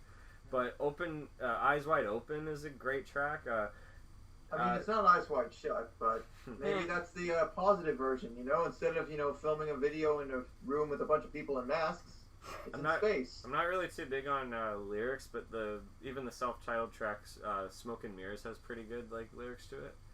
I Feel Better, actually, is a nice, Motown... Well, do you? I Feel Better has a nice, Motown love letter. Not to be confused with the Hot Chip song, I Feel Better. In Your Eyes. Oh, Hot Chip, that's a good band. In Your Eyes, really nice acoustic. No, State of the Art has a really cool kind of he lowers his voice, he lowers the tempo where he sounds like this. Oh, it's really experimental and kind of cool. Don't Worry, We'll Be Waiting for You is borderline 9 Inch Nails. We'll be watching you. It really is borderline 9 Inch Nails. Wow. I really get a good kick out of it. Oh god, now I'm just imagining a remix of 9 Inch Nails, but it's by Gotye. Yeah, that'd be great. And then the last track, Bronte. Bronte is a really great track to end off on, and it's kind of a softer, sadder song. And I looked it up, and the lyrics are really clear that this is about losing a dog, man's best friend kind of thing. It kind of hits. Yeah, this album really just brings me back to that summer in that transitional period, moving away for the first time, and the fact that we're almost coming on 10 years is pretty crazy. Mm-hmm. And he hasn't really done much. I know he did an album afterwards, but as our mutual friend Michael once said, he's since we haven't heard him in a long time, he is somebody that we used to know. The whole part of the whole backstory of that song is just a really interesting duology of different approaches to a breakup, but just Kimbra's verse on that is actually the most poignant, I'd say. Yeah, I like that. Have you guys seen the music video? Yeah, yes, we all have. That's really cool. Really cool. Wall. There was one YouTube comment where it's so this guy Gotye, he makes an album, he makes the biggest song in the world, and he just goes away.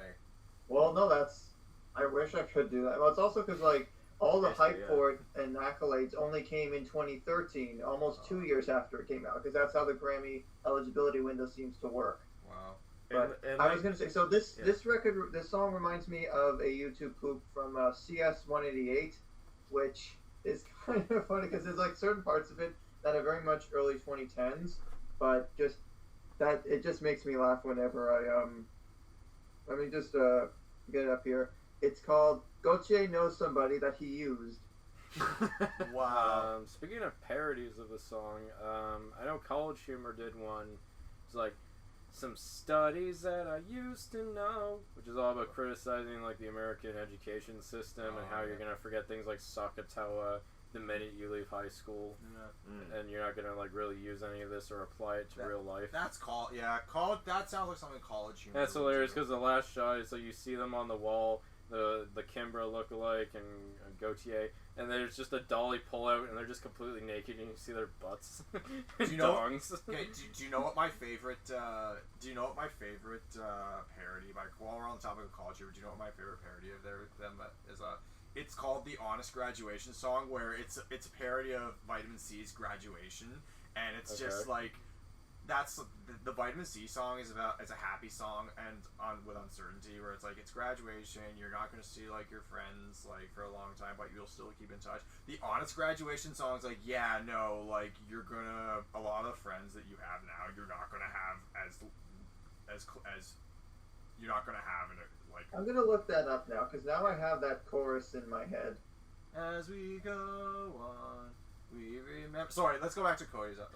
I was gonna say, like, I've said this before, but wouldn't it be funny if Sting and Katy Perry did you the said cover? that, and now I can't unhear that song. It would sound identical. It would actually sound identical. If Sting and Katy Perry were to cover somebody that I used to, yeah, that'd be amazing. It would be identical. You wouldn't be able to. You may be able to tell the difference. Now, what if Sting and Katy Perry covered Red Hands, which is Walk Off the Earth's biggest song, that isn't a cover? Yeah, there's something really I like his use of all these types of instruments. He's a hell of a singer. Pedal steel. The pedal steel is something you don't hear very often. He's got range. He has whale a lot of, like, cellos. Are they? Does that mean they're made out of whales? He's got like Or a are they lot just of shaped like electronics and a lot of like Probably kind of sound like organic music kind of put into it. Well, a lot of stuff within his region of Australia too. Yeah. Well, that's because this record came out like in the summer of 2011 in Australia, but yet somebody that I used to know only became so big in North America at least half a year later because of that. Yeah, this is back when they still released albums like earlier depending on the region. That's true. Songs I'd recommend, and I don't really have a favorite after this one. I kind of like listening to it as one big piece. But songs I would recommend to you guys, Josh, I would actually listen to State of the Art, like what I said, like the kind of experimental tempos in it is kind of neat. Evan, I'd listen to Save Me. There's a good like ring to it. It has like a nice catchy kind of sing out loud. I didn't know he liked Nickelback. Not Saving Me. Saving Me. No, I'm sorry, that's Shinedown. You're right. Shinedown has a song called Save Me? There's also a Queen song called Save Me. Eventually, every song has already been done. It really, well, every title. There's only so many. It's words. all been done. Thank you. You're welcome. Wow, this is a bit tricky. Why? Because I'm not gonna like it. I don't know if you will. No, it should be the easy way out, so we can't take the easy way out. You know what? No, yeah. Listen to Easy Way Out. Okay. Totally. Yeah, Okay. listen to it. I think it. I was kidding. Come on. No. Actually, legit. I think you'll like that one. Okay. Come to I'll think give of it a chance. I'm just joking. Yeah, that's ironic because there is a track called "Giving Me a Chance." See, Evan had this look at like, oh god, these damn puns, when are they gonna stop? Do you think that guy wrote the song just to be like, hey, I made an album, alright, I'll give it a chance? That's one of the songs off the album. And you know what? Yeah, I'm smart. Happy anniversary to me discovering this album, because this really brought me back to just, you know how you always have those albums that bring you back at a particular moment in your life? Yes. Yeah. It's literally Yes. moving that summer, like slowly moving. So now you're gonna film yourself in the process of how you make a mirror, coming soon to Blown Away on Netflix. 10 years, wow. Mwah. Gotye. Making mirrors, making memories, You know, making a comeback. We'll see. You know what's amazing, Cody? Come on, Wally, we believe in you. My next album is also Australian. Oh, there we go. Wow. So this is one that I just happened to stumble upon not too long ago, and I've been listening to it non-stop ever since, and that is Waco by Violent Soho. Oh, I think I know this. You do? I think I know this, actually. I know the band, and unfortunately it's bad timing because they just announced a few weeks ago they're going on indefinite hiatus. Oh, yeah. But hey, continue, please. Yeah, well, I had to talk about at least one grunge album this episode. Hey, I did. Well, I mean, I'm talking personally, because I tend to pick at least one. So, yeah, instead of going into like a 90s album or something like this, I thought it would be fun to kind of see if there's any modern grunge out there. And I happened to come across this one. So, like, Violent Soho, they've been around for about the 2010s, around this time. This album came out in 2016. Won them an ARA8. Why can't I read? ARIA Grip of the Year Award. Why can't I read whenever I look at my phone? Instead of teaching me how to taste, I should learn how to read. I never learned how to read. Is that true?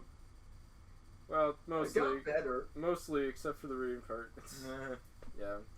This band has really strong, like, choruses. Cody's rocking out to it already. Like soda. I like it. Yeah. Great choruses, great. The singer can wail. If you listen to the opening track of How to Taste, it's, like, loud. I'm actually kind of worried it's going to blow Cody's, friggin' eardrums. I even love the cover art. That was the first thing that caught my eye.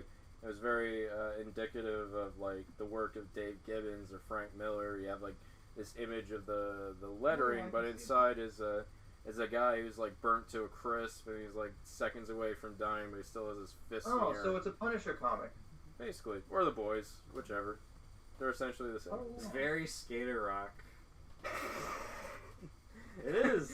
It sounds very skater rock. That's funny, because like sometimes if I have a bad day, back when I had my scooter, I would blow this song on my this album on my headphones and just roll out at night. Hi, Marnie.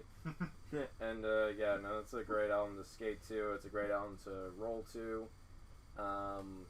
Yeah, it is. What about to rock to? To rock and rock roll? and or roll? Rock and or roll. I choose one. And maybe the other if I feel like it. Recommendations. So, Evan and I would recommend more of the more quirkier songs on the album. So, like, songs like Quirky. So Sentimental. So Sentimental is a really nice poppy song. It's not so heavy. It's pretty nice. And then, like, as Cody was listening to, Like Soda, which I declare could maybe be our new theme song. Well, I have to pay them. No, it's We like would. so. It's not is. It's like. I don't mind, I don't care, we'll be here forever. Or at least until episode 100, we'll see. We'll play it by ear. And then, Oh No Shade is another good one as well. Cody! Yes. I got some, do you like loud music? Depends. Okay, well, my favorite song of the album is Viceroy. Starts off with this amazing bass line that almost sounds like Gigantic by the Pixies. That's a really great song. Viceroy. King of Viceroy. Wait, Viceroy, do we have to discuss a treaty with them? Yeah, No, straight it's- Federation. Straight Federation. I fucking knew it. It was either you or that pipsqueak Kevin there talking about episode 1. Star Wars? Episode 1 Star Wars. Motherfucker. You motherfucker. You never raised your fists in anger, although you were still acknowledged as a figurehead of menace in the neighborhood. Well, after I listen to that song, I'll go, well, you were right. The negotiations were short. Yeah. Uh, Yeah. Oh, I also recommend Holy Cave. It's a nice little bop. And the last song of the album, Low, which is the longest song of the album, has a little bit of a melancholy vibe to it. It's not too different. I smell Nailed it. a long Feeling song. low. Yes. I will feast. Long songs. Yeah, I'm just 6 imagining this minutes. really long, drawn-out cover of the Flow Rider song. Yeah. Or Yeah. Cracker. That too. Yes, or both. Combine them together. I like watching mashups on YouTube, in case you couldn't tell. And for Josh, I'd recommend a lot of the major singles like How to Taste and Waco, the self-titled one. Step 1, put the thing in your mouth. Step 2, clamp down with your mouth. Don't you put it in your mouth, don't you stuff it in your face. But I'd recommend How to Taste as a really good starter for this album as well. Oh, and Josh, I've suddenly realized that you really like emo, so I would definitely You suddenly recommend. realized this? Yes. After picking one album that I'll talk about next, Slow Wave. Slow Wave is see, Foghat, if they were around today, they'd probably be like Violent Soho and do a song like Slow Wave, bow, bow, bow, now. Yeah, but in all actuality, But in actuality, 3 and everybody would have loved it. in actuality, yeah, Slow Wave is a super powerful song that reminds me an awful lot of like the Midwestern scene back in the 90s. And that's the thing about this album, it doesn't really sound like 90s grunge all that much. It just has like it's just more like hard rock or something, like something you'd hear if you walked into a bar and it was like this band playing there and be like, yeah, these guys rock. I want to hear their their demos. I want to see what they do next. Have you heard their song Covered in Chrome? Not yet. I hear that's a popular one. Yeah. Nice. I don't think being covered in a Google browser would be that comfortable. Welcome to the future where everything is in Chrome. Yeah. Future! That SpongeBob episode we did is create a cavalcade of memes and references. Can't fucking and stop. we've been watching it ever since. SpongeBob is the new Simpsons. No, it will be. Well, maybe for you. Hello, It's an Australian rock band named the record after a city in Texas. Yeah, oh my god, it's all tied together. I was interested in... Okay, I was curious if the song was like based on like Waco or the David Koresh incident with the Branch Davidians. It's really not. In fact, they have an interesting little blurb about why they called it Waco. Okay, so according to the frontman Luke Boredam, Waco is like Hungry Ghost's older sister. Hungry Ghost, which I think is an album they did previously, dealt with the spiritual skeleton we've become from the spoon-fed reality. But Waco is more about control and illusion, what the skeleton is being fed. So it's like you get it's like the first album was the meat and the next one's the potatoes, I guess. Yeah. You know, another band I would recommend if you guys are into this one is Ammonia, which was a 90s band that had this one album there. It was called Mint 400, and they recorded the entire album live, and it sounded pretty tight. It was like, kind of reminds me of the stuff something that would be in like the Mallrats soundtrack or something like that. It's pretty decent album actually.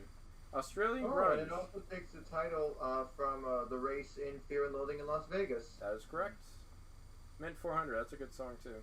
So I guess they couldn't stop there now because they were heading into Bat Country. Different band altogether. They didn't last very long, I'm afraid. But yeah, Ammonia is a pretty good Australian grunge band as well. And with that, I leave you. Alright. And then we edit him like he fades out. Bye. Goodbye, assholes. How dare you bring up Star Wars Episode 1 in my discussion. That was my fault. I have to go now. My planet needs me. Moody Boy died on his way back to his own planet. Well, I guess we're down to 3 then. And then there were 3.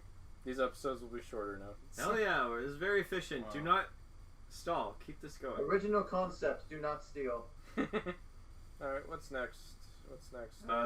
Josh, yeah. My next one, well, I mean, none of the records I've talked about in overall go past 2020, I guess just because I'm still behind the curve. But this is a rock band, a Canadian rock band that I definitely feel are at the forefront of whatever rock is going to be in this decade. I don't quite know how to describe it other than it's just badass. And that is the newest record from the OBGMs, The Ends. Okay. When I first remember I got I think the advanced stream of this back. It was like just before we moved here, and from the first listen I heard of it, it was just like, okay, these guys are doing something different. I don't know how to describe it, but I just know that whatever rock music is going to be sort of evolving into in this decade, they are going to be at the center of it. Now, the OBGMs ironically started actually as a synth punk quintet back in the early 2010s.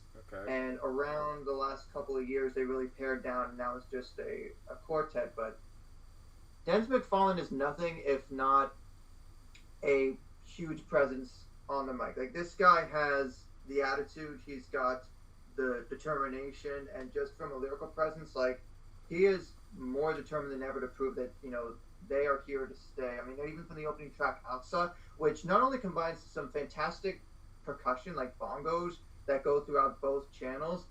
You know, you've got "I'll fuck you up," fuck you up. Like just the Great lyrics. That's amazing. Cola Humphreys drums. Cola kills it on this record. There's just some great drum grooves on here. It's just hard to describe it, and I love it so much. And ironic enough, I mean, it does sound a little bit like Pup.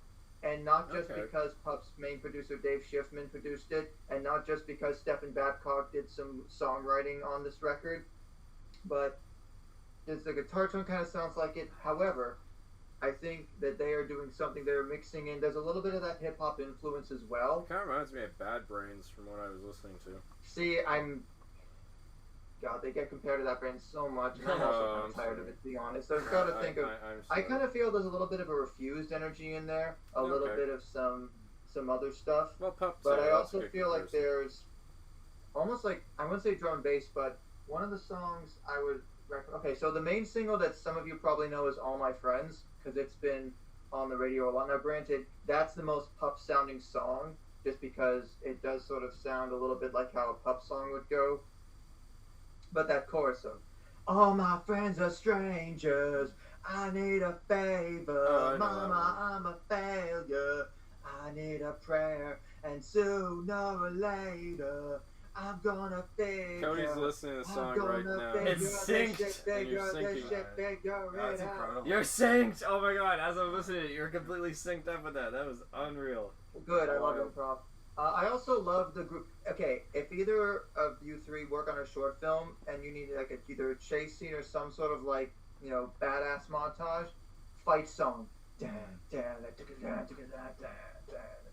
Like, I love the drum groove on there. It has like some fills in there, Nice. and then you have a little bit of the bongos. A lot of these songs are short. I mean, the whole record's like under half an hour. 23 minutes. But yeah. it definitely warrants repeated listens. And just they're just not going anywhere, honestly. I also really liked "Triggered" near the end because it has a groove switch up where it almost goes into a bit of like a soca vibe, like it's so unexpected, but the payoff is incredible. And I also would recommend Karen O's. Karen O's, part of this balanced breakfast. It's kind of by the Karen O's. Yeah. Do you have to speak to the manager to get that specific cereal? Yeah, so it was Jens was inspired. actually listening to "Show Your Bones" when he was writing that one. Oh, Like, okay. yeah, good. Not just a fan of "Fever to Tell," which is great. I also like the bass work on here. Joe does some great stuff. I don't see, that's the thing. They play live with the guitarist Simon Outhit. I'm not sure if he played on the record. However, I do kind of I like the chemistry here is great, and I'm gonna go back and hear some of their like earlier stuff. And now they put out a single actually I think called "Sane" back in June. I'm not sure if they're on Black Box Records anymore, but given that they've been touring. They actually are doing. They're on a tour right now with Death from Above 1979. Oh, Nice. And No Bro is on that tour as well. They played the Born and Raised Fest, which is Alexis on Fire's festival. And I'm kind of like, well, there's already some Dine Alone. There's already some Dine Alone stuff in there. I'm like, I wonder if this is going to be the beginning of their next phase in a way. I mean, the Ends is basically the end of one era of this band, the start of another one.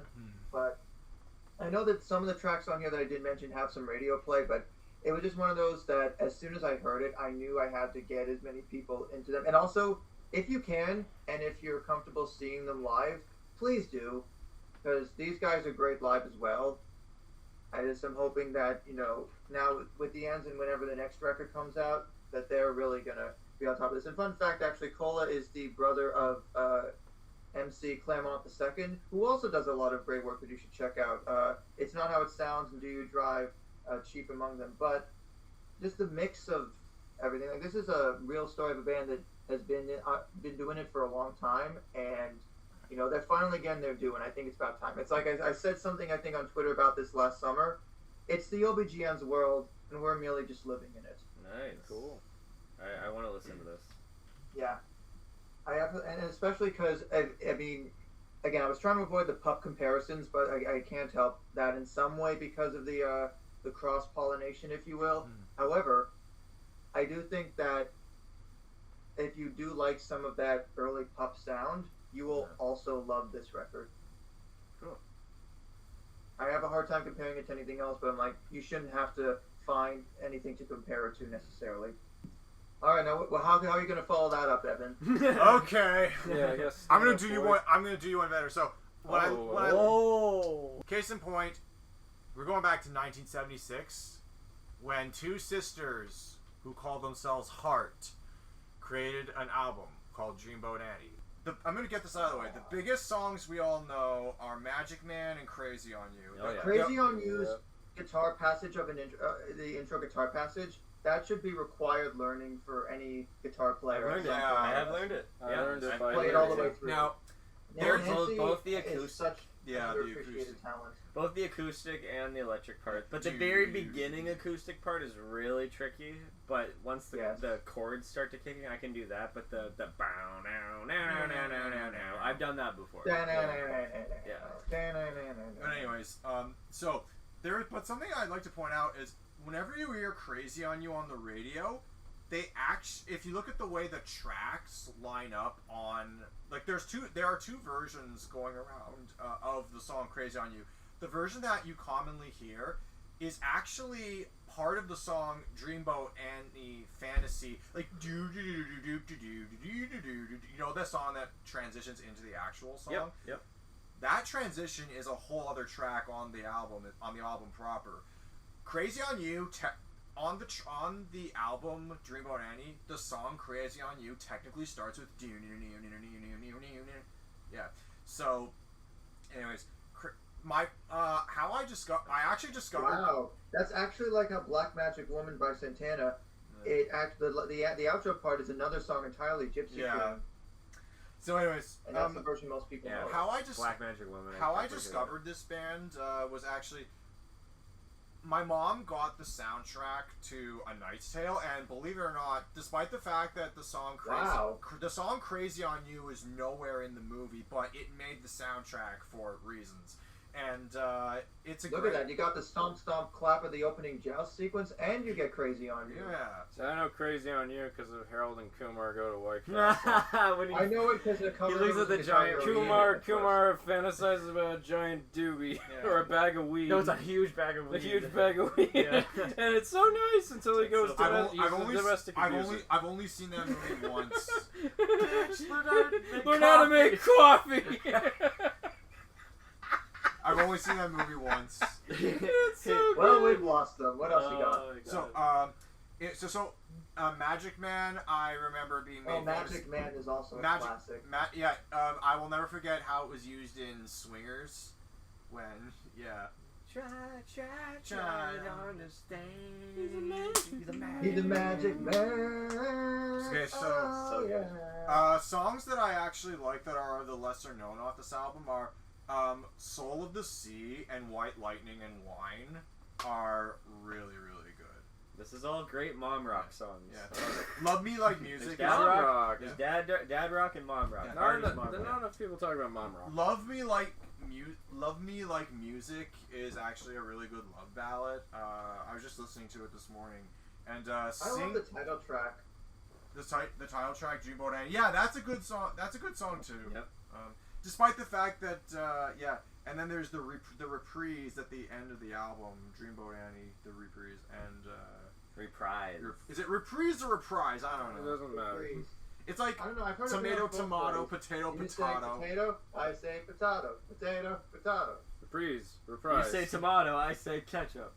Let's call the whole thing off, guys. Okay, bye everyone. Thanks for listening to our podcast. No, I'm making a reference. Please We're not done. Subscribe. Are they gone? Okay, don't be worried about that. That was a fake out ending. Okay, What are we doing? we're talking about We're talking about heart. We're stalling is what we're doing. That's pretty I like much. it. Okay, I honestly like. We're having a heart attack. These are Andrew some. Wilson's vocals in those first few Heart records Yeah. were unrivaled by very few. Yeah. She's very good. I think I saw Heart live actually. Oh. Rock the Park. Yeah. Nice. Oh. Yeah, they were very good. Yeah. Still got it. Okay. She plays flute too. So yeah. Yes. So Not anyways, necessarily on this record, but I think like a later record like Dog and Butterfly, for example. Yeah, I think so. Yeah. These dreams made me cry once. oh yeah. Only just because I was triggered. He's laughing at me. I love it. No. It's good. I hung out with a girl. I hung out with a girl a lot in high school, and I was not really how do I say it? Really accepting the fact that I had been friend zoned. And when I at the time that I was like I am friend zoned, I leave her house, I get picked up by my mom. just trying to keep it together, and then These Dreams played on the radio, and the waterworks just triggered. The Oh song my triggered. God, that's a movie moment right there. These Dreams Won't get with this girl. Yeah, I love it. that's cool. Anyways, you guys all know this album, I assume. So. Oh yeah, I'm it's pretty kinda- familiar. with it. Yeah, I honestly find the bass side of Dreamboat takes a lot more of the folk influence Yes, I that would the Wilson agree. Sisters have, whereas the A side is more the actual rocker side. I would definitely agree with that. What's your favorite song? My off of it? favorite song?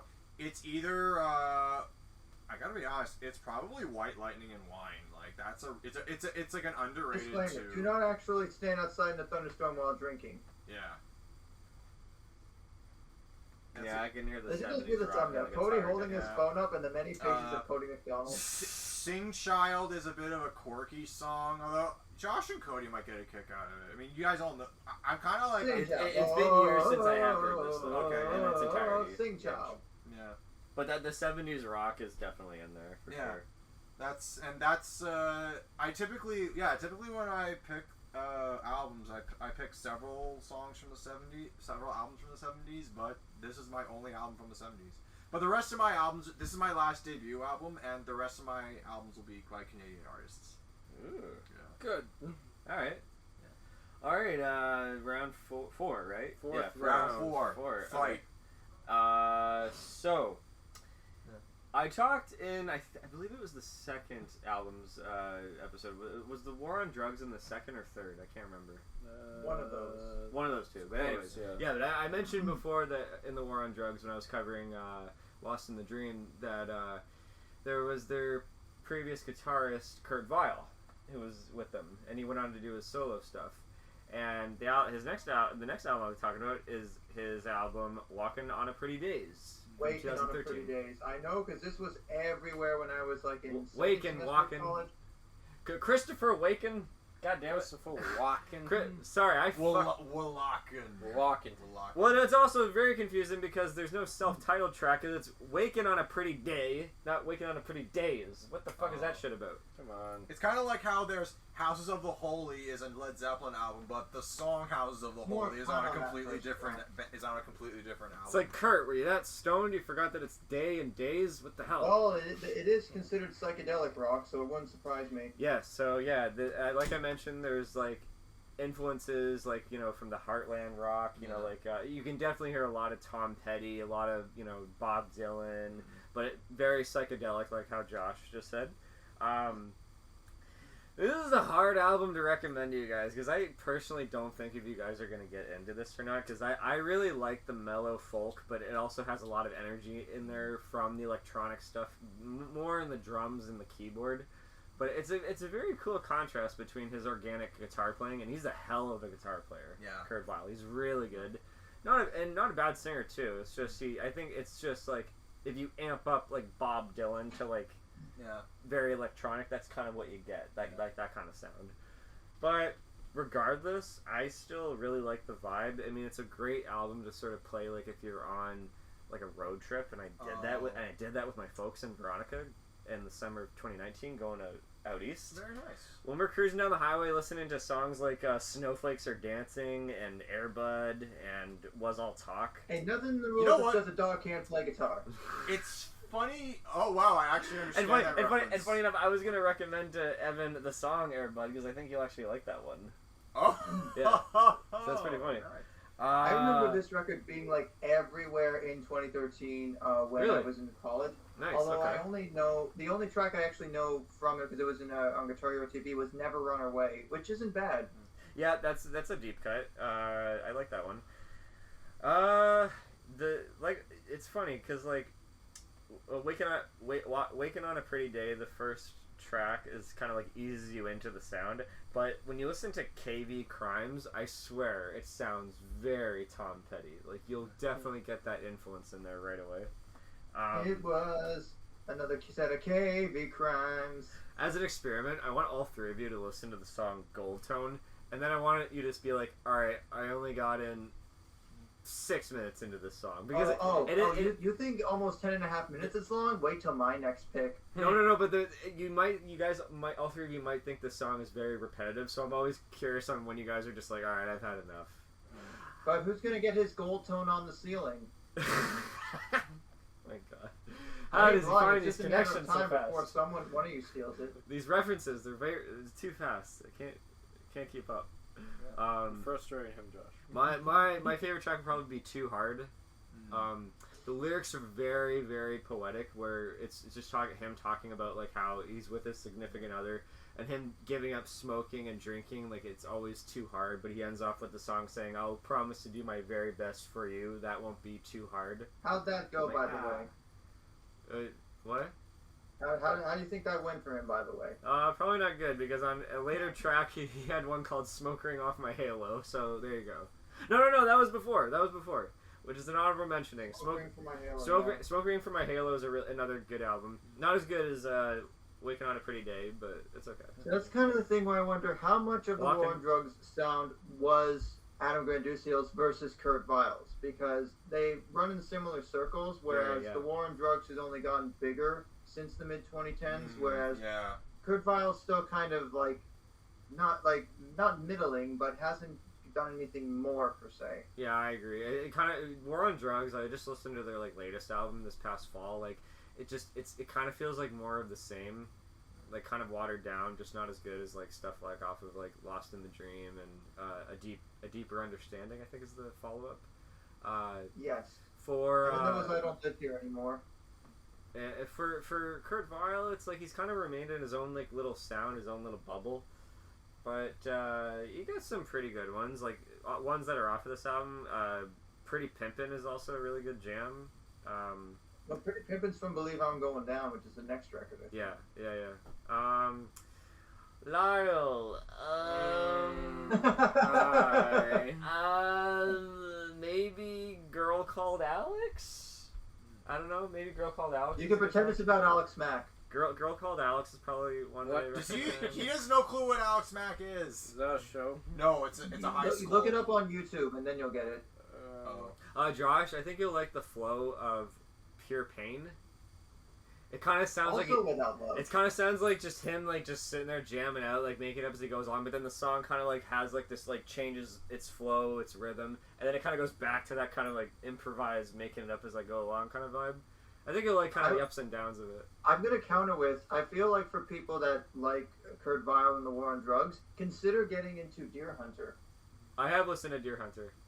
Yeah, they also have a similar sort of more garagey experimental approach. What is that? Sorry, that song by Deer Hunter that was so entrancing and hypnotic. Hang on, sorry, it's off of their album Desire Lines. Oh wait, not the album. Sorry, it's the song Earthquake by Deer Hunter. I really love. That's really entrancing. Anyways, back to Kurt Weill. Not much to say. This is probably the hardest album I can ever recommend you guys, because this is a vibe. This is like if you're out in the forest at dusk, it's probably gonna hit. You know what? I'm gonna take you up on this, because you said it's good for road trips.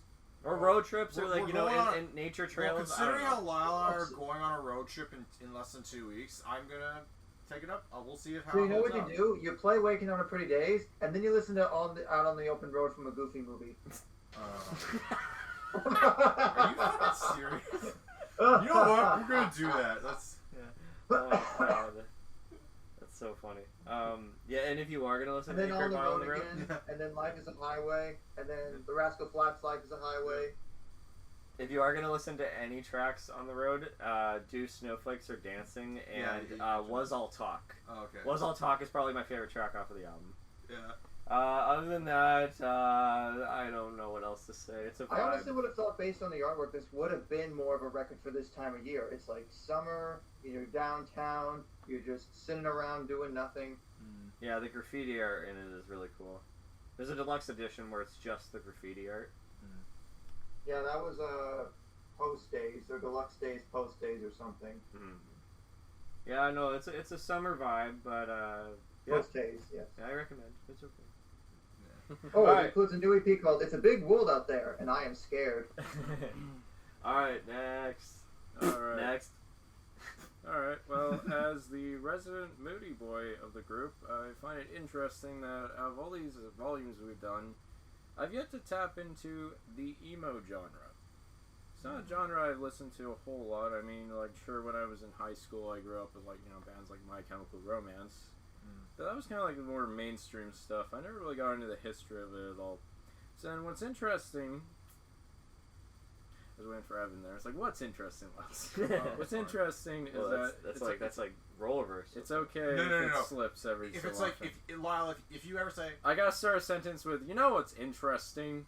No. Something you say in conversations is like, what was I going to say? I don't know, Lyle. What were you going to say? I'll be there for that. Yes, so as I was auditioning for my band Moody Boy in late 2020, I was looking... Your wording's weird. You auditioned for a band that you... I was auditioning members for a band. Oh, no, that's how unsure he was. He auditioned for his own band. But Lyle, well, there's just one problem there. The band is mine! How can you kick me out? What is the band is mine. Okay, we get it. Instead of the boy is mine. Moving along, so yes, I auditioned several different guitarists. Some were good, some were kind of hopeless, but one of the earlier ones was this Dutch guy who was telling me that he was listening to a lot of my like Sid's Room and all that, and the early demos I was writing, and he compared my work to Mineral, which was a mid to late 90s emo band that were starting in the scene, and they were like this Midwestern sound, and I was like, that's interesting, I've never heard of them, so I took a listen to them, specifically like the last song on this album, and I was like, oh, this is nice, I like this a lot. I actually feel complimented, because these guys are brilliant. So, for anyone who's not familiar with Mineral, they're a band from Texas. They not Waco. Not Waco, Austin. And so Texas. Yes, Texas is dark. I whispered to Texas. Hey, Cody, I can't resist. Hey, Cody, what am I? Oh, stupid! No, I'm Texas. Oh, what's the difference? We're going to hell. I can't resist the SpongeBob reference. Okay. You guys know that Texas is like not a great place to be right now. Alright, well, we won't get into that. Sure. Great job. You brought it down. Well done. And then our viewers clicked off. All our Texas viewers were like, how dare they? They're going to run all the way over to Canada and kick our asses, guys. I hope you're happy. You're going to get a last That sound man of death. does not speak for us. Yes. But, the sound of Mineral is dictated with a lot of wailing guitars. Vocals are always strained and not really mannered, but very raw. And lots and lots of noodling. You guys like pasta? Because this album has so much noodling. It's glorious. And a lot of...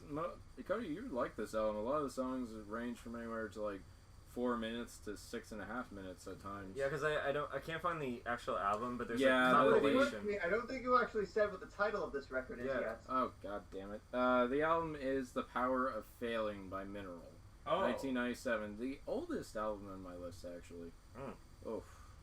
97. I'm getting a reminder of that Tov Lo song again. Slacking off. Yes. So, lots of dissonance in this album. Lots of angular guitar riffs. It's all over the place. And yes, Cody, unfortunately, you can't find the album itself, The Power of Failing, on Spotify. Or iTunes, for that matter. I don't know why.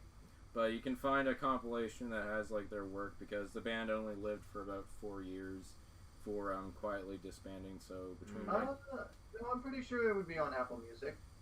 Well, the closest you can get is the complete collection. So I'm looking at the actual album on here. Apple Music. Well, yes, there you Apple go. Music. I just recently got rid of Apple Music. I went over to Spotify. Yeah. Well, whose fault is that? I needed to save some gigs. God damn it.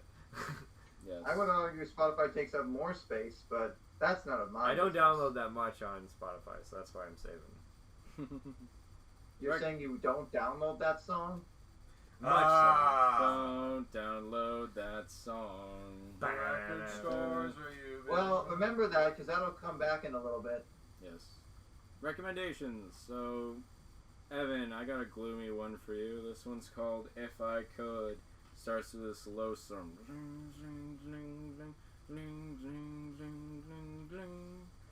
Yeah. Alright. check it out. Sometimes I can't even tell if it's like a bass chord or a guitar chord at times. That's how like low it is, but it's nice. And a really bright song, ironically, July. I feel like you'd enjoy biking to this song. But if I could... little late for that. It's August 1st today. I missed my chance. Oh, good. Hey, July and August are Missed it interchangeable by months. that much. Missed it by that much, right? And then, yeah, If I Could is a really good unrequited love song, so I feel like you would really connect with that one a lot. Okay. And then, Cody, I know you're not much for gloomy music, so I got you set up, fam. Okay. We got the first track, 5, 8, and 10. That's a really nice opener. It's upbeat. It's about 5 minutes long. It's a good jam. Is it 5, 8, 10 minutes?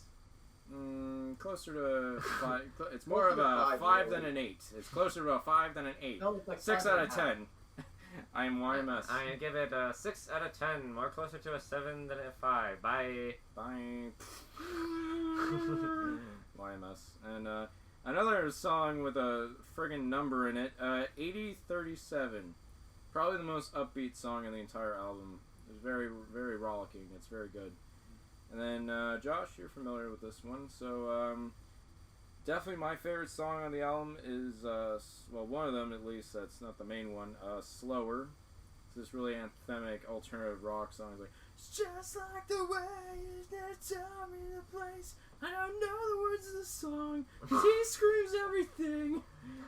But, and then, Dolorosa. I love the articulated, dissonant guitar riff in that song. It's like,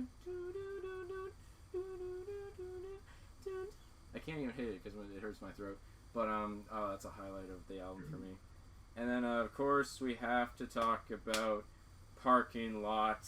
Okay, so it is on that album. Okay. Yes. That's the most popular one. It is a masterpiece. Question is Gloria. So when they make Clerks 3.5 or 4, whatever, they'll put parking lot in there when it films in the quick stop parking lot. They Yes. pay Paradise, put up a parking lot. Gloria is another pretty good song. I'd recommend Gloria to you too. Okay. But yeah, Parking Lot is like one of the most cathartic closing songs. Starts this really somber poem like, I wouldn't mind if you took me in my sleep tonight. Oh. And then it just the guitar it stops.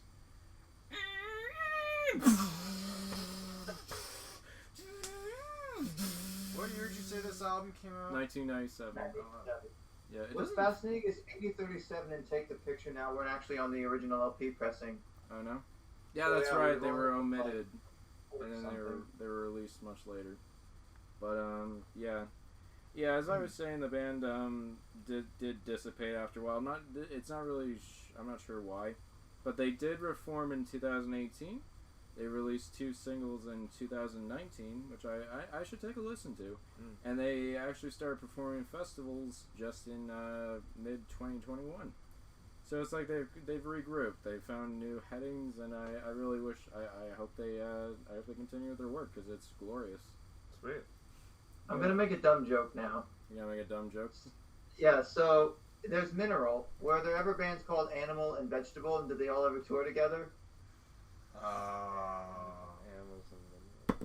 I'm pretty sure. Animal, vegetable, mineral code. Ah. He's classifying everything that lives on the Okay. planet. Or vitamins. You silly And here's man. another funny thing: if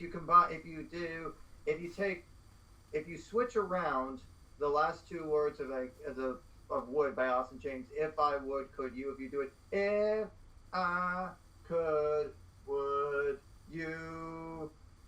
I never thought an album cover that uses Comic Sans unironically could be so good, but Oh my god! Oh god! I stand Great. corrected. Now we have to go off about fonts. No, that's a YouTube video. That's a PowerPoint presentation that does that a lot better. Oh my god! I remember when you were considering this record, it was either Mineral or it was another Midwestern influenced emo The band from Promise around the Ring. same time. The Promise Ring, yes.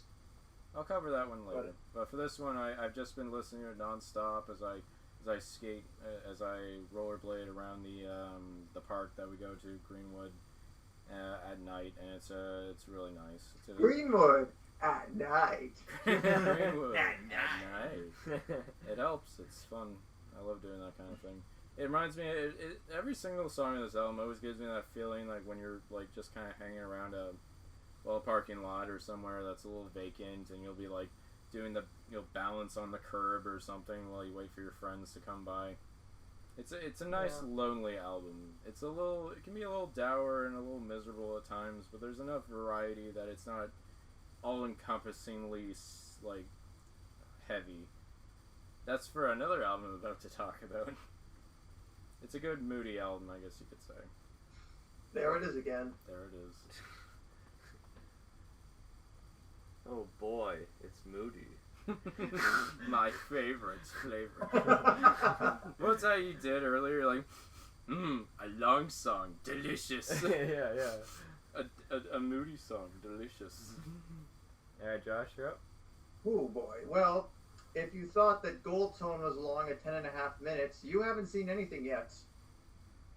So my next pick is another band that actually, when I talked about Fortress by Protest the Hero last time, I said that that band in my high school was influenced by them, and also a couple of other sort of prog-leaning bands like Dream Theater, Symphony X, but also another band that I got into more throughout high school and later on in life, Between the Buried and Me, and quite possibly their magnum opus, Colors, from 2007. Okay. Now this is a quasi-concept album where each track represents, or is supposed to represent, a different color. It's a little over an hour, but once you really get into this record, it won't even feel like it's that long. And I mean, you have the little sort of opening duology of Foamborn, A, the backtrack, and B, the Decadent Statues. And Foamborn has a little bit of piano in the beginning, which Tommy Giles Rogers has always been able to have that nice balance of doing a lot of the keyboard work, but also having some really great harsh vocals and also clean vocals. But let me tell you something about this band. I mean, there haven't been any lineup changes in Between the Buried and Me since right before their 2005 record Alaska, where you had Dan Briggs join on bass, Dusty Waring join on rhythm guitar, and Blake Richardson join on drums. Those guys did so much for BT Bam's sound, and it has been the same core lineup since then, and I would say they reached their peak on Colors. Just a lot of the soloing is ridiculous, just the technicality, the switching between time signatures, the songwriting and composition. And then probably from the fourth track down to the end, Son of Nothing is magnificent. I would absolutely recommend Lyle and Cody, since you're both about playing guitar adjacent things, Answer the Sky. That is a great track. And I think most people would know Prequel to the Sequel because it was in Rock Band. Alright. Or rather, it was... Okay, well, I should say the radio edit of it was, where it cuts out before this really cool sort of polka-influenced verse at about, I think, the 4.5 minute mark. But I remember there was this set of 20 downloadable content songs when you got Rock Band 2, and Prequel to the Sequel was one of them, that really triumphant... That whole intro part, I just want that to be, if I ever make something where there's like an opening credits thing, as you go through the credits and stuff, that song's got a soundtrack. It's just so warm and triumphant, and you got the dueling leads in there, and then just goes into some other crazy parts.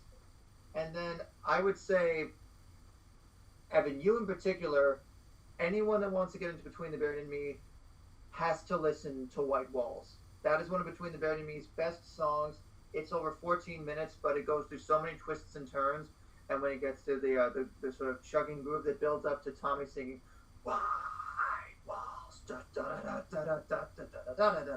There's just like that breakdown, and then it goes into another part, and then it ends with a really what I call the end credits section of Colors, where you have these really some crazy sweep picking in the solo, and then you have this nice dueling lead section that goes like da da da da da da da da, and it repeats like that for a few times, and then it reprises the melody from Prequel to Sequel. You have some piano at the end.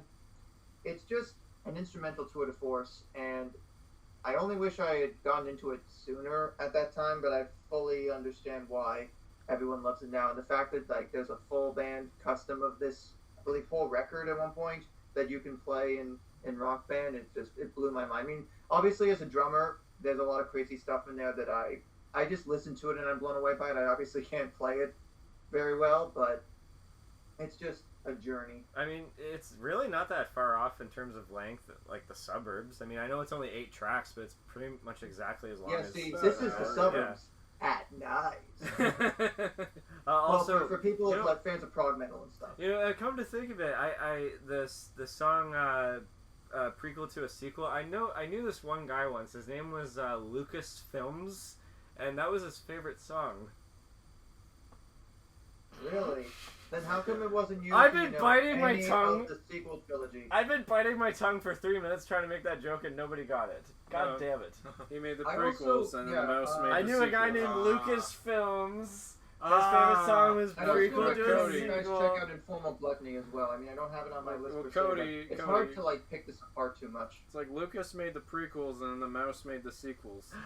I think Corey's kind of rising again. He was kind of twitching there. Nobody got my fucking bad joke. I understood what you were doing. It was so bad. I wanted some laughs. Hey, funny man. What smells bomb and puts people to sleep? My jokes next to my act. What if they're both the same thing? So the most popular track off of this is Foamborn A, Well, the that's also 'cause backtrack. it's the opening track. That's why you can't go off of what Spotify tells you. I was gonna say. There's also the Colors too. I was gonna say, so in 2021, Between the Buried and Me put out a actual sequel record, Colors 2, which also has some really great tracks on there. Revolution in Limbo and Fix the Error sort of being a 1-2 punch in the middle, of which Fix the Error has some great drum solos performed by a couple of notable drummers, including Mike Portnoy, formerly of Dream Theater. Okay, here we go. Colors 2 is an hour and 18 minutes. See, I think there we go. I think Movie length. I'm doing this wrong, guys. I'm trying to find the album just by typing in colors and albums and Spotify. There's just It's not so much like synesthesia, where you associate certain words with different colors. There's just too many albums with the word color in it, and I can't find it. I would say Colors is a great gateway record for Between the Buried and Me. If you like Colors, go back to Alaska, and then go forward to The Great Misdirect and The Future Sequence 2, and pretty much anything in the 2010s afterwards. But start here, and you're going to get a great prog metal That's band. great. Let me see your true colors. I was just saying, Josh, when you said go back to Alaska, you think the Simpsons would ever go back to Alaska? No, but I will clap for Alaska. There are some great songs. Let's See, clap here's the for thing, Alaska. though. Evan looks like he is bored out of his mind because it's metal. Oh. No. Canadian rock. Next. Yes. Canadian rock. What else, Mike? Yeah, the Those lead are the- between Paul Wagoner and Dusty Waring, like, if you talk about two twin lead guitars, I mean, yeah, people talk about Iron Maiden. I guess in more newer metal circles, people might talk about Sinister Gates and Zaki Vengeance from Avenged Sevenfold, or they might talk about Periphery a little bit, if you guys have ever heard of them. You got Mark Holcomb, and you got Misha Mansour, and whoever does the third guitars, I forget who exactly, but, you know, whether it be gent or heavy metal or more metalcore and stuff, a good dueling lead really makes a difference. Agreed. Yeah, and you too can shred the rainbow, taste the rainbow. Canadian rock. I'm excited for your next picks. Yeah, I can let's tell. see. I can tell. I'm gonna take a guess on Are you both of them. okay? I gave this a lot of thought, and there's a Canadian band that neither of you guys have elected to talk about them. We've talked about them on this show several times. Oh, God. I mean, And I've thought about it, but I always approach it the like, oh do I like the God thing- whole record that I want to talk about? Well, I'm not personally fond of them, but I know you guys like them. So Okay, here we so go. it came down to for this band, there were 2 albums that one I discovered very recently. Before this recording, I had only probably one favorite album by them, but now I have 2, and one of them is a Crossroads album that like represents what the band, or that's a crossroads between what the band originally started out as versus their mainstream side. And then the new album that is now my second favorite is a return to what they started out as, and now it came down to the coin toss of a nickel, my coin for the ferryman, if you will. Here we go. A nickel. And you're eh? welcome, by the way, Did for you the spend your life recommendation. on that too? I gotta be honest. Like, I'm. Is anyone else here hungry at all? Okay, so you know what? Because he really there's wants that me to band talk. that talks about raging against it. No, like there's two albums that I really want to talk about. I feel like if I talk about one, I'm gonna regret not talking about the other. I'm gonna have to flip a coin. No, do it. Do the latest one. Okay, fine. Shine some light. Shine some light on it. You got it. It deserves some recommendation. I think it's time we feed it. Oh my god, okay. our audience must be so frustrated. We're going to okay. Get on with it. Okay. Get Do you guys like pickles? Pickles? Do you like hacks? Do you like pickles? Do you like Alberta? Do you like No, hacks? we shout on Texas. You know what? We shat on Texas, and now we're gonna shit on the Canadian Texas, Alberta, because they produced one of the most popular bands in the last 20 years, Nickelback. The album in question that I'm going to talk about is Feed the Machine. Their recent, as far as I know, their most recent album from 2017. Yes, their most recent to this date. Okay, so you're welcome for the recommendation. Oh, my pleasure. Because you recommended this back as far as the Guilty Pleasures episode when you started talking. You talked about. I listened to that episode. I'm like, I should have been on that, but man, Sean really went hard on some of those. Nickelback has been discussed twice. It was discussed on Pop Talk and So to Speak once. It was discussed on the musical episode of Anyone Pop care Talk? what this guy thinks? Anyways, so Feed the Machine, the album. I kid because I love. No worries. Kid because you love. I'll remember that. I gotta keep that in mind sometime. Yeah, because okay, Feed the Machine is the title track is also the #1 track.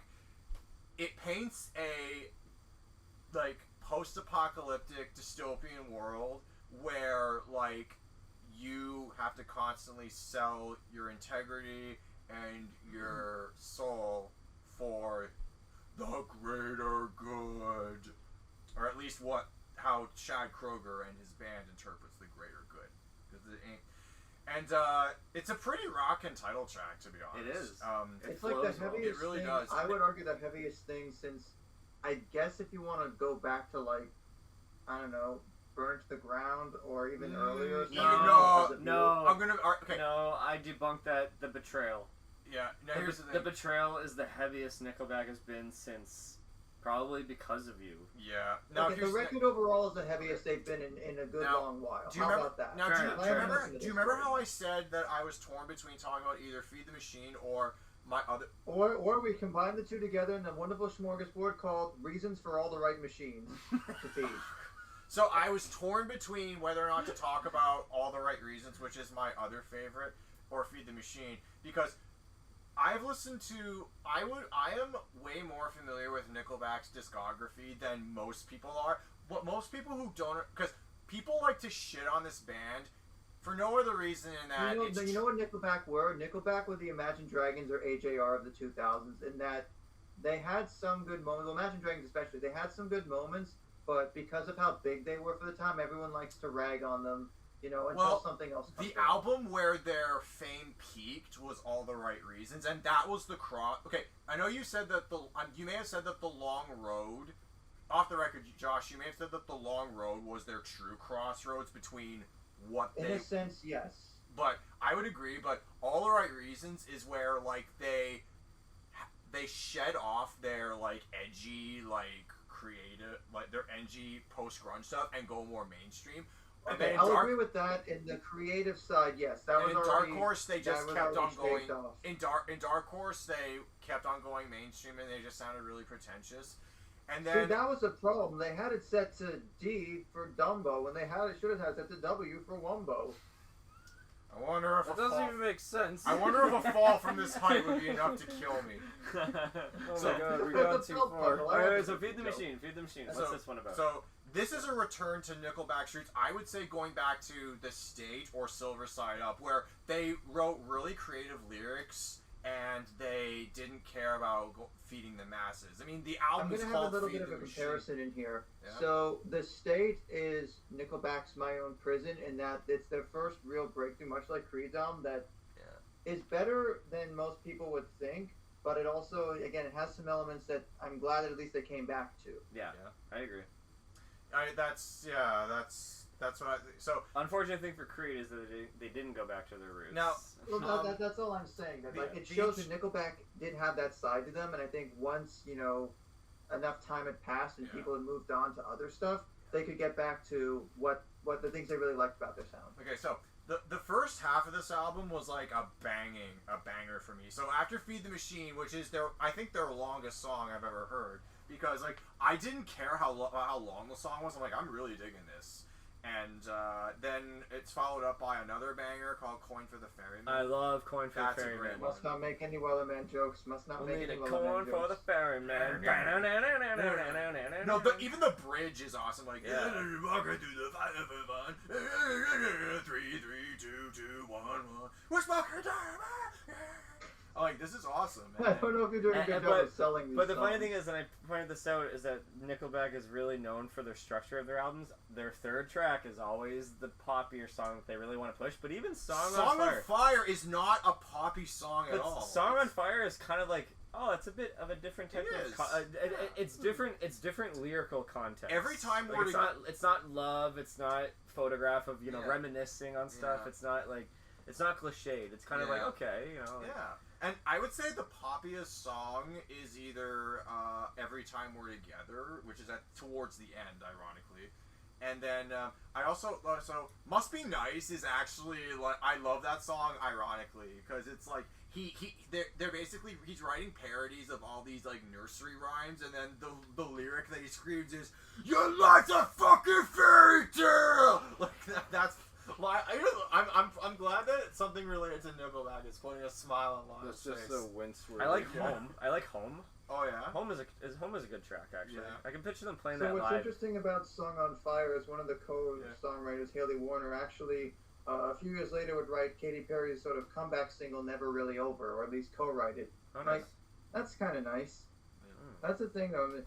I mean, Nickelback obviously has always used co-writers, but I wish with the Betrayal they did actually combine it all into one proper epic instead of splitting it up into acts. The thing is with Betrayal is that the very last where it's Act 1, it's just a very nice That threw me off. acoustic instrumental. I listened before I bought the album. I listened to it on YouTube, and I thought, did they mix up the tracks? Like Act 1. Oh, you know what they do? They do the thing where they only have 2 parts, but they call the last one the first part. It's like there's 3 and then 1. There's no 2. Yeah, there's no 2. But the Betrayal It's Act like 1, how Goat Simulator 3 is actually Goat Simulator 2. Yeah. Or how there's no Windows 9. the Betrayal Act 1 kind of has like almost like it all sounds very Metallica. Yeah. That's the thing. But regardless, the Betrayal Act 3 is like the heaviest they've ever done. Yeah. I mean, you just betrayed us, no one can stand that. Yeah. Like, so good. Like, So it's like Edge of a Revolution, but if they actually took it seriously. basically. I liked, so another song that I like is actually For the River. That's a good one. I'm ready for the river. I like Silent Majority as well. I gotta listen to that one again. Why don't we all stand up? Why don't we go give in? That reminds me, that sounds Pretty like good. a better version of When We Stand Together from... That's every time we're together. Every time we're together, yeah. No, that's not how it goes. Well, the thing is, they didn't take themselves too seriously with this album because I think at the time Chad Kroeger had like a cyst in his throat. Yeah. And there was like they didn't know if he was gonna come back or not, like his voice was gonna return. So when it was everything was okay afterwards. I could just think of a rancid Nickelback hater be like, oh no, woe is me, Chad Kroeger, one of the worst singers ever, has a Rancid and cyst in his Nickelback throat. together? Oh god, now I can't unhear some of them. It'd But be interesting though. So they were... Well, look, the thing is, Nickelback he went covering through. movie Soho. So you get He went through the surgery. Everything went good. Then they went into the album and they went to the studio, just did an album just for like a celebration that Chad's okay, and then it ended up being probably their best one to date. That's awesome. Like that's really how it is. Yeah. So yeah, I think a lot of bands perform best when there's no pressure or when they don't feel, but they don't. I love it how the album is called "Feed the Machine." Like you think about what that implies. Well, again, it was 2017. Think about what was going on there that would have facilitated that. It's called "Feed the Machine," and you could argue that, but it's like it's called "Feed the Machine." But they don't feed the machine at all. They go against the machine. They rebel. Like, that's awesome. Yeah. Wait a minute. Does that mean... So, which one of them's going on a hunger strike again? Okay. What's that reference? Is the machine going hungry or the band going hungry? Oh, well... Because I'm just... Come on. Someone's got to back me up on Temple of the Dog. Yeah. Temple of the Dog? Is that what you're doing? Yes. Okay. I'm going hungry. It's called hungry. Yeah, that's the only problem was, I wanted to the reason why I was torn between talking about either album was because you're right. I have to give this album some recognition. I have only listened to it in its entirety twice, and the ones that stand out to me are "Feed the Machine," "Coin for the Ferryman," "For the River" are like my standouts. But yes, I look forward to listening to this album in full. I'm gonna give this a shot because I think it's always good when you do what people aren't expecting because everyone's talked about all the right reasons too many times to count. You know, we like to keep people guessing. Yeah, and you should Here on too. the Inside Joke podcast. Yeah. Oh, all right. Yeah. Feed the machine. Well, like I said, the last time we were on our last road trip that we took with our friend Brandon, a Nickelback song came out. Photograph came on, and he changed it immediately. It's like no Nickelback allowed in this car, but I'm gonna petition. If you're gonna give one album by them a chance, Feed the Machine. And I'd actually recommend this to the biggest Nickelback haters. Like, Feed the Machine is damn good. Mm-hmm. It's not even good for it's good for music standards. It's good for post grunge standards, and it's great for Nickelback standards. What this I love and all is for them to redo "Breathe" from The State, but with their new style now. Oh, that would be epic. Somebody help me Breathe, but it's the Betrayal Act 2 or Act 4. Yeah, that would be cool. It's all guilty pleasures of mine. Yeah. You gotta slow it down a little bit. No, I just remember the talk box part thing. So if you're gonna give me so here's the thing. So The Long Road and All the Right Reasons, good albums, but yeah, they're guilty pleasures. I don't consider this a guilty pleasure at all. It's damn good. Their worst one is No Fixed Address. No, that's the one where you said that to quote you, they went disco. They went fucking disco. See, here's the thing. Edge of a Revolution, fine. Who needed Fluoride on a song? Yeah, Fluorider's on a fucking It's track. nice that they had Josh Ramsey from Mariana Trench to write the song. That's like but Jimmy Page and Puff Daddy coming together to make a song, and that actually happened. The Godzilla one, yeah. I don't know. I mean, it's kind of hard to, I guess ranking them. Are we also counting the Hesher EP and Curb in this? Maybe the Curb. I haven't heard the... Curb is their first proper album. Is Silver Side Up the one with How You I haven't heard the Curb. Yeah. Curb is has before Fly. the State. Curb has Fly on it. That was their big. That was their first big. I don't know. I guess Curb's in the middle because it's still pretty early. I think Feed the Machine is in the upper echelon. I know Evan, you've probably talked about your thoughts on Here and Now. Here and Now is meh. It's not bad. Okay. I might put it below Curb even. Do you remember how it's better than Dark Horse?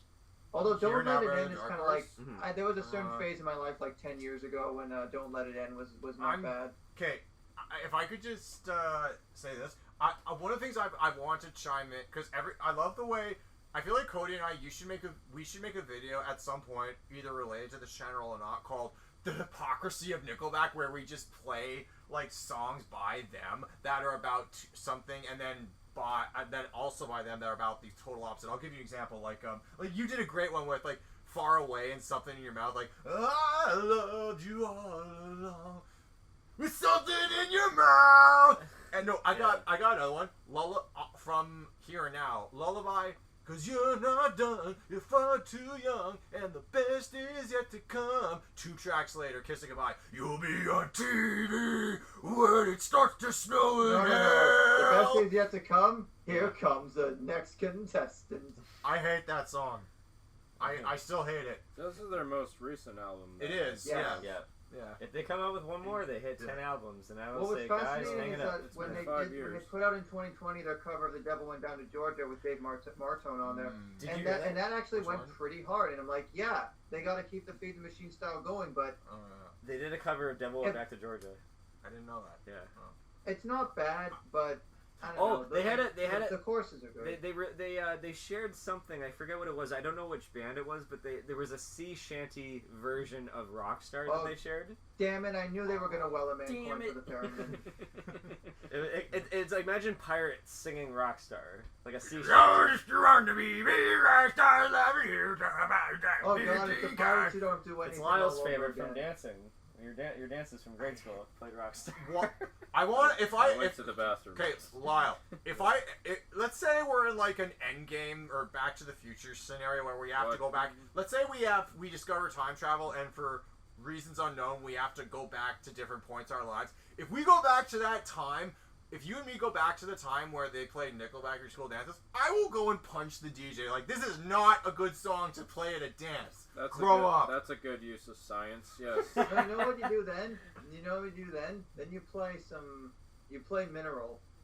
Failing. Hey, parking lot, slow dance. And that's how the school band mosh pits. All right, home stretch. Last round. We did Last it. round. Yeah. Last Wow, round. we're So- doing good. All right. All right, here we go. All right, the last album, not even of the night, but the last album that I was really into before March of 2020, and we all know what happened then, right? Oh yeah. Before the world changed.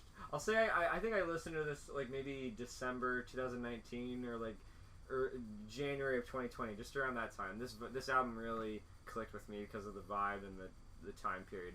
It was Ben Howard's Every Kingdom. Now I know this is a couple years old. I think one of the famous songs off of it, "Keep Your Head Up," or maybe it's "Only Love." It was in Save Haven.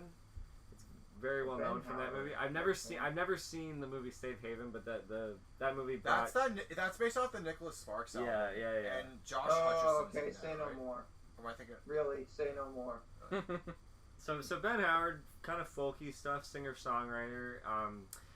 When I found this just when I was perusing through, things you might like or whatever, I heard it and I was like, hey, this is actually pretty good. And then when I was like, hey Veronica, listen to this, and it's very rare for me to like get Veronica into an album that I discover, and she really got into this. Like, does this ever happen to you guys where you listen to a song, like an album that day, and then you're back together with your significant other, and then all of a sudden they're humming the songs, and you're like, hey, wait, did you hear that today too? And then you're like, yeah, and then you bond over that. You're like, we basically had like the same day. That happens all the time. I get into something, I get Marnie into it, and Yeah. it's like, wow, you actually are expanding your horizons. It's so great. Yeah. But to go into it, To have like, someone who has the same music taste as you must be nice. oh, sorry. She No, loves but opposites are good too. She loves the Jonas Brothers.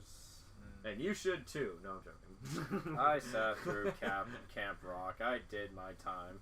Wow. Wait. We got to do that in the future. We got to go through an analysis of like, a little bit longer, or the self-titled.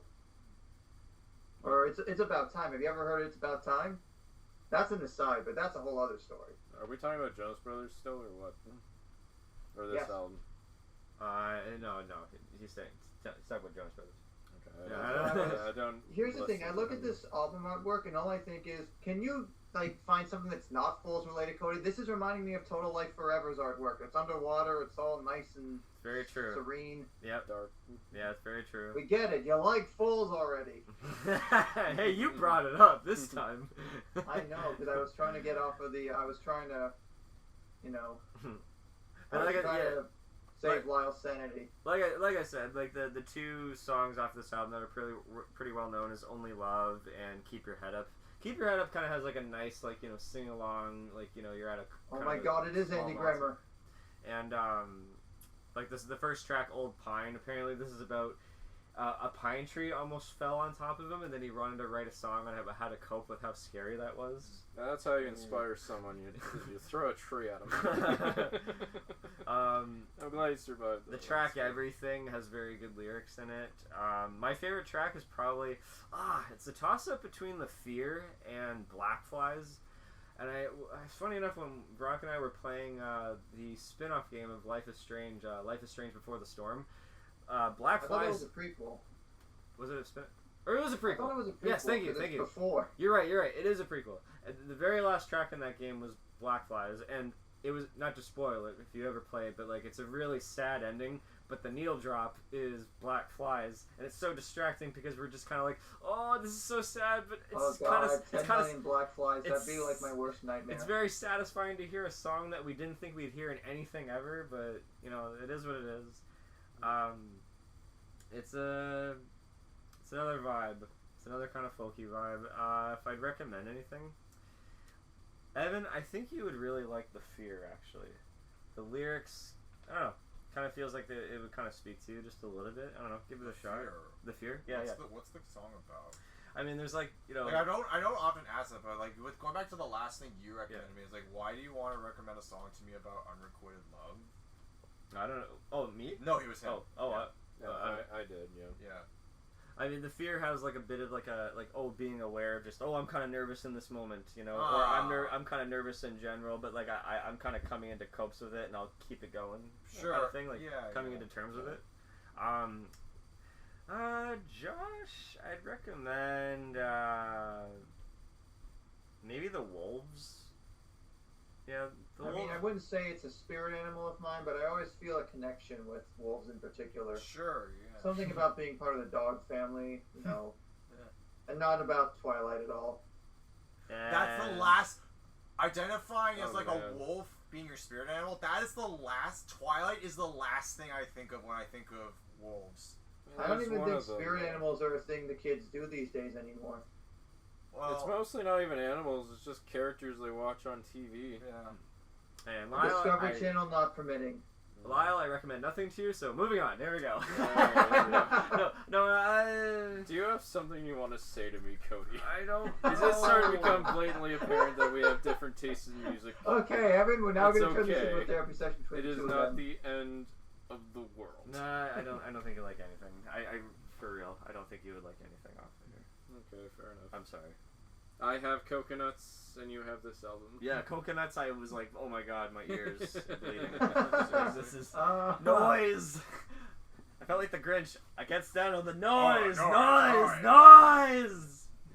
Ask your mom or ask your dad. That's a good transition to my last album. Oh, what is it? So, college-aged Lyle Groniger, listening to discovering WAVVES for the first time. Discovering the SoCal punk scene for the first time. A little late in the game because I started in college 2013 or so. So that the whole movement started around 2009, late 2000s. And if I was to pick a WAVVES album, I know a lot of fans would probably go with King of the Beach. Their biggest album, their sunniest album. If you love the California scene from the 2010 starting out, I understand why people love this album. But the album after that, Afraid of Heights from 2013, there's a story here. So during the time, Nathan Williams, the lead singer and primary songwriter of the band, while he was writing King of the Beach, he was dating Bethany Constantino from Best Coast, and they have an interesting on and off again history together. And around this time when the album was when right after King of the Beach, they broke up, and Nathan kind of got into this massive pit that he couldn't dig himself out of. He was constantly drinking, partying, finding any way to kind of elevate his mood. And during this pit, he wrote most of the songs off this album. So to make a comparison, I guess, since I mentioned these two albums, think of King of the Beach as the Blue Album from Weezer, And Afraid of Heights is this band's Pinkerton. Okay. So it's... Alright. That's good context. That's not to say every song here is miserable, but there's a lot of songs here that really tap into the psyche he was feeling right now. Or at the time. And unfortunately... So, Lyle, which part of the WAVVES Seasons era, where they put out an album for every season of the year? Or their Ratitude, in which we don't talk about that one? I think their Ratitude is their most recent album, because I don't really like it that much. Sad to say. Although, yeah, going back to Afraid of the Heights, yeah, there's like, there's still like the pop punk element where a lot of these songs are like really upbeat, noisy, distorted. Like you have songs like the title track, Afraid of Heights, which is really nice. I love that song, but it goes on for too long after a while. It's like as soon as it ends, they go and does this dream Look, sequence. any song that will have Jenny Lewis of Rilo Kiley fame on it is one I can approve of. I agree. And we have other songs like the big singles like Sail to the Sun and Demon to Lean On. Demon to Lean On rips. Classic WAVVES. Classic WAVVES. Holding a gun to my head. So send me an angel. Another song I played on the 6th fret in 2015. Yeah. And, yeah, I'm sure you guys are familiar with WAVVES if you ever played GTA 5. God is dead. 9 is God. Or God, 9 is God? What is 9 is God. 9 is God, yeah. I thought God was 7. Man is 5. I like that song. That's actually one of the last songs that played in the credits. The Devil's Canadian because he's 6. Oh he's yeah, they also Torontonian. did Leave, that other song they did on that for that album. I think GTA 5 was like peak WAVVES when like they finally hit the mainstream, and like in more ways than one, it was peak Rockstar. Yeah, yeah, it was a big time for that group. Totally. And yeah, so to recommend stuff, I will say that I don't love every single song of this album. I think the first half is a lot stronger than the second. Although there are some interesting elements in play in the last half, especially when Nathan starts going into Atmos music and like ambience and dream pop. So I have my list. I didn't really write a lot of notes for this because I know this album off by heart. I've listened to it every single day in college. It was like a daily thing for me going through. Every time I'm walking to school, I listen to it. When I'm alone or I go first time in the city, I walk alone and I listen to this album. For Evan, I would recommend Dog. I know you want a Pomeranian really bad. This song is really bouncy. Aww. A little dark at times, but like really bouncy for So I recommended Air Bud too. And then yeah. I see the because you know that I've seen Air Bud. Yeah. I've owned Cats my whole life, audience, just for the record. We're not trying to be on the nose. It's just like the song itself. I feel is like something you would really like. Sure. And there's a really good stoner rock song called Mystic. It's like really dense. If I can smoke a bowl of that, and have it be good, then I'll. I mean, there's stuff that's like good when you're sober, but when you're like high, it's even better. Like I feel like if I was playing Sunset Overdrive, which doesn't have any WAVVES songs, it has a fiddler song and a bass drum and death song, but no WAVVES songs. I feel like Mystic would fit, where it's like you're fighting like an airplane or something, and you have to grapple onto a rope or something. I don't know. Yeah.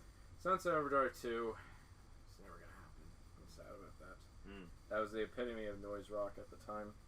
And then for Cody, I want to recommend you the dream pop songs. Everything is my fault, and I can't dream. If you lay in a bed with headphones on, and I don't know if you have like a nightlight or something. I guess you are approaching 30. You might not have a nightlight. But when you're 40 and you have kids, you'll have one. Or you get like those like glow in the dark like stars that you can get at Dollarama, and you put them all over your ceiling. Those are really nice songs. It's like the vibe of listening to those songs while there's like a little bit of a light in a dark room. Staring in the stars or something. Alright. And then Josh, of course, like all the big hits like Afraid of Heights and Demon to Lean On. I'm glad you like that song. My favorite song on the album actually isn't even really technically a part of the album, and that is the bonus track Hippies is Punks. I love that song. I'm very disappointed in the fact that they never play it live. They've only done it once. I guess it's not the easiest song to sing, and Nathan can be a little warbly in his vocals when he's live. but that's that is Hippies as Punks is quite possibly my favorite Wave song ever since I heard it. It's like it's almost emblematic of the album. And I'm glad he ended it on there because it's all about getting over a breakup and trying to like let go of the things that they like so much about each other. It's like, get me out of your head and I'll get you out of mine. Just So who's getting into whose car? I don't know. But you know what ticks me off, dudes? They're actually playing live soon. Waves is playing in Toronto. And you're missing it. This This is where a Saturday, photo of me and at I the gotta- concert would be. If I had one. If I had one, yes, and I gotta go to a wedding, so. But it's okay. I saw no. Waves. Sean! I saw Waves. A lot of delicious food. Oh, well. Some things are more important than losing your eardrums to really loud, distorted music.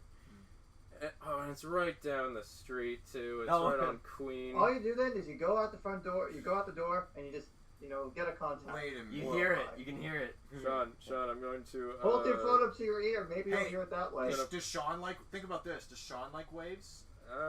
He likes everything, it seems. Maybe. I feel like, yeah, he's a big music connoisseur. Yeah. I feel like, how do you think he feels about the fact that he's getting married on the day Waves? Sorry, comes to Linda. I gotta I go. thought you were gonna propose. Oh, I just wedding. You guys can go to the. Let's That's get a not- limo. Jump into the limo and go all the way to the concert. Yeah, me Style. from Meaford to Toronto. It's like, okay, can we get ahead to the I-Do's? I got a concert to go to. Sorry, Linda, I love you, and we're gonna spend the rest of my life together. But duty fucking calls. Well, I've Same seen, question, names reversed. I've seen them live once. I saw them at Lee's Palace a few years ago when they Okay, released so it's 20 not like you're missing out. 20 Did they perform Nine is God? Yes. Oh, that would have been cool. Nine is I like God. that song actually. Yeah, that's definitely one of their strongest songs. And it was 2017, I believe, or 2018 when they released "You're Welcome." So they had a lot of songs to play there. And I remember I almost lost my glasses at that show.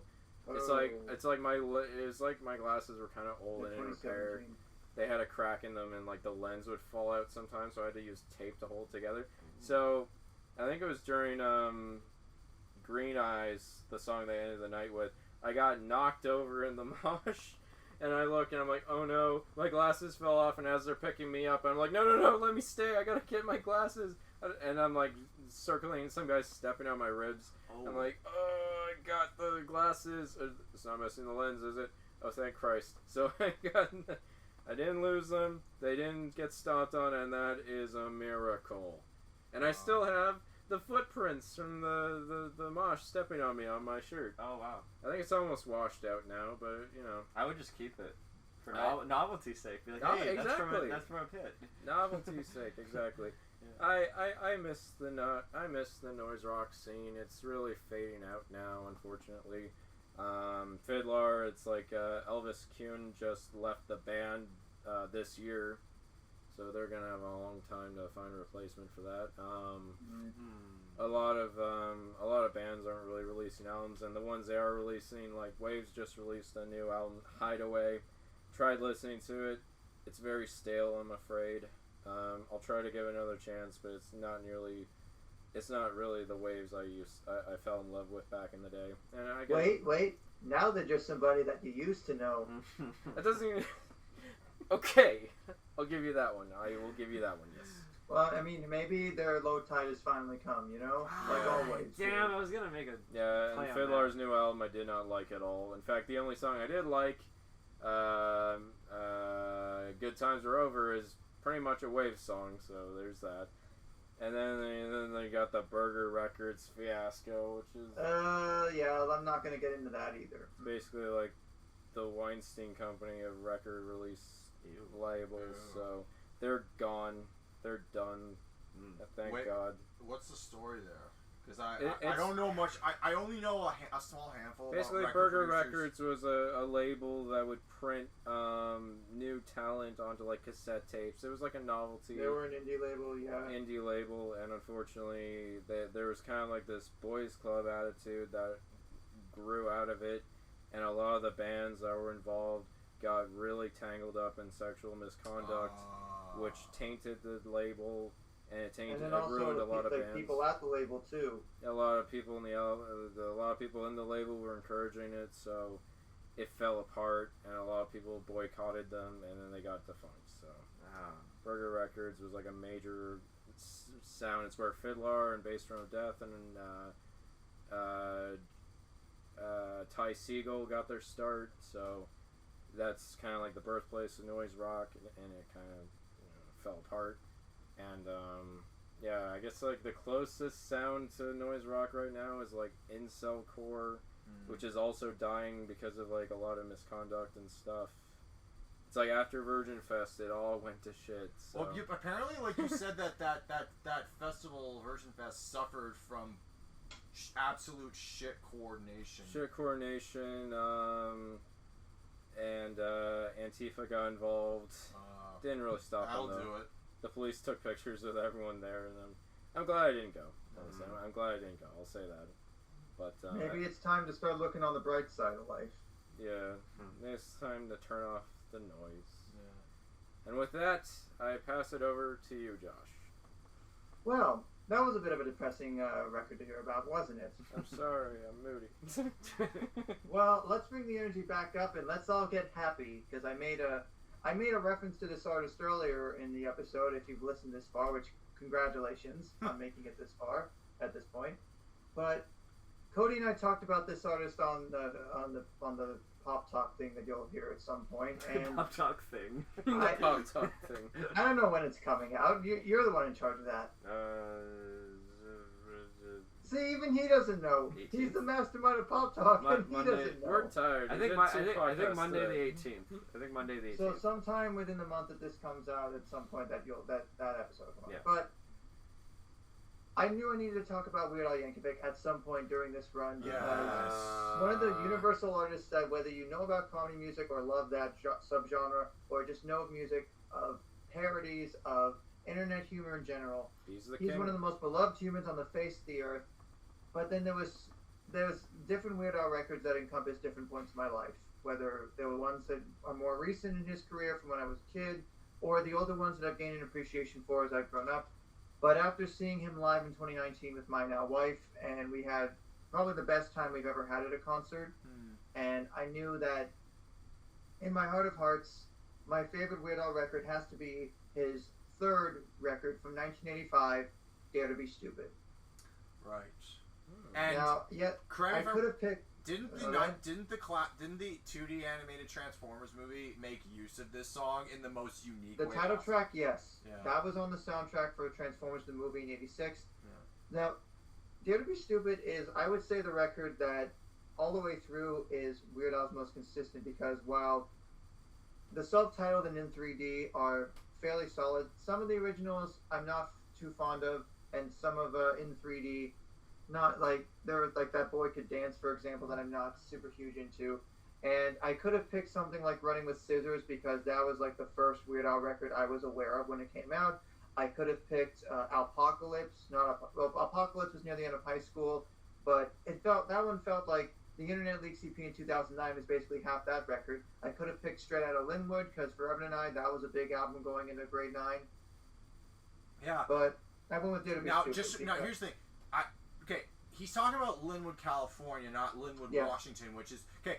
A lot of suburbs of American cities have identical names. Like, did you know that there are two places in New Jersey called Newark? Like, there's the city across from the river from New York. And there's a bajillion Lincoln Parks. Yeah.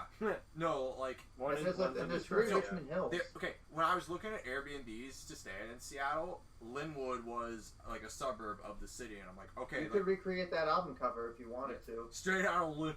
Nah, it's better. Weird Al did it better. So, Dare to Be Stupid. This is the album with Like a Surgeon on it, right? And it starts off the record, as soon as you hear the opening heartbeats almost of the cardiograph, I believe that's what it is. I mean, that was one of the first big parodies of Al's career. I mean, granted, he had Eat It, but that wasn't until... That was the record before. Yeah. And he had Fat, but that wasn't until... That wasn't until Even Worse, which, for the record, I'm not sure what my favorite Weird Al album is, but that is my favorite Weird Al album cover, even worse. Like, it's like the same exact pose as Michael Jackson, same costume, but instead of the Same word bad, font even worse. And not in Comic Sans. Oh, yeah. Yeah. Are we gonna shit on Comic Sans the rest of the day, or are we There just... is no more... In terms of Weird Al's style parodies, I think few compare to the title track. You know, even Mark Mothersbaugh said that he was jealous of the synth tone that Weird Al got for that track. Yeah. Oh yeah, because he covered one of the songs. Yeah. Yeah, that's great. Yeah. I would highly recommend anyone that wants to get into Weird Al, Yoda. I met them in a swamp down in Dagobah where bubbles all the Yeah, time. see, this like is a the kind of giant Star Wars carbonated stuff that people can agree soda. with. Seeing this live with the band dressed up as Jedi and all, the stormtroopers walking in, that was fun. I don't think my stepdad had ever heard the Yoda song, or maybe he had, but the one lyric that made him burst out laughing from that song was, I know Darth Vader's really got you annoyed, but remember, if you kill him, then you'll be unemployed. Oh my Yoda.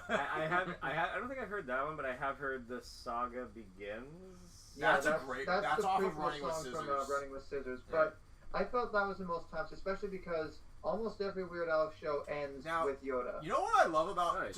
it ends with Yoda? I wonder why that is. Yeah, like after the final encore is usually The Saga Begins and then Yoda. Well, that makes sense. They're back to back. That makes sense. To be honest, when you hear The Saga Begins, you can't tell if he loves or hates the movie. I mean, it was popular to shit That's on true. the... With Yoda, you can already tell how he With feels. Yoda, with Yoda, it kind of feels like he's shitting on, especially with the lyric, the long-term contracts I had to sign says I'll be making these movies till the end of time with my Yoda, and then he's in The Last Jedi with Puppet Yoda. I'm That's like, so precedent. I know, and that was I can't believe that. Yeah. Weird Al predicted. Weird Al predicted. From the cover art itself, you look and it almost looks like a children's record with all the different objects sort of strewn around, but like that's the beauty of Weird Al. I mean.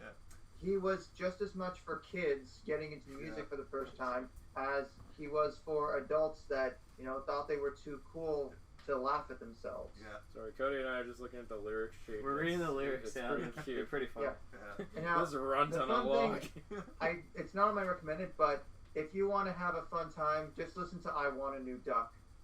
Want a new dude? And the quacking solo. It's like that song, and then there's a song by this French rock band, Autrefois Me, called Jeux Collection des Canals Vivants, which is literally about a guy that buys ducks online, and there's a nice quacking solo. That's a weird duology, but aside... I love the album Sports, so I'll be sure to check that one out.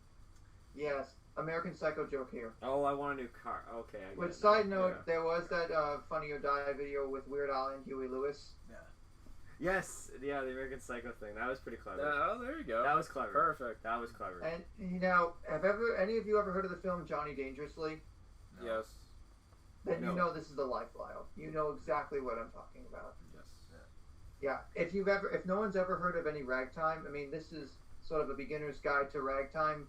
It's hilarious. It's just basically talking about how awesome his life is. I eat filet mignon 7 times a day. My bathtub's filled with Perrier. What else can I say? This is the life. And it sort of goes on like that. And then there's a guitar solo from Rick Derringer in the middle. And then you have like the weird breakdown with the turntable scratching because it's 1985. And one of the surprising things is the fairly solid cover of the theme to George of the Jungle. Yeah, we can't find that on Spotify. Spotify. It's unavailable on Spotify. Not on Apple Music, it's not. No, I quit too soon. I picked the wrong week to quit Apple Music. God damn Cody. So, I beat How you. could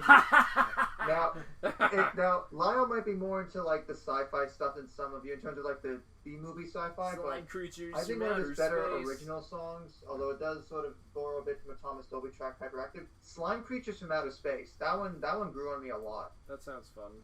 Slime Creatures from Outer Space. I'm kind of curious about Hooked on Polkas. Oh yeah, I'm gonna get into that in a minute. But I honestly, I really love cable TV. I mean, yeah, it's a parody of Elton John's Hercules, but it's basically about how awesome cable TV in the '80s was. Oh, Back in my day. It's sort of at the beginning of, Weird Al's TV songs, because you have stuff like Frank's 2000-inch TV or Couch Potato, ones like that. I'm a pretty avid fan of Devo, so I think I should listen to Dare to Be Stupid. Dare to Be Stupid is great. It's got, I mean, the verses are about, like, sort of tongue-in-cheek versions of all these, like, metaphors and figures of speech. It's pretty fun. And, of course, we have Hooked on Polkas, which is probably one of my favorite Weird Al polkas, up there with, like, Polka Power and Polka-Rama.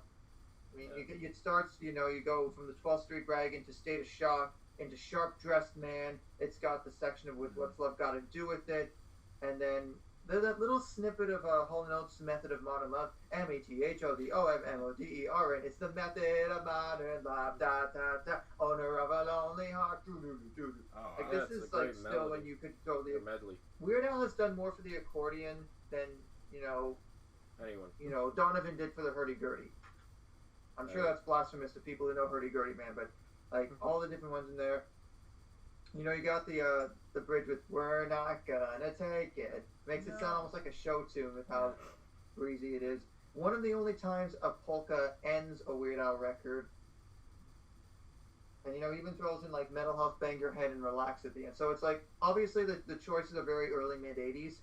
And while I could have picked records that have more songs that I relate to outside of the polka, I thought Dare to Be Stupid is the best collection of Weird Al, because it focuses less on the singles as some later records would.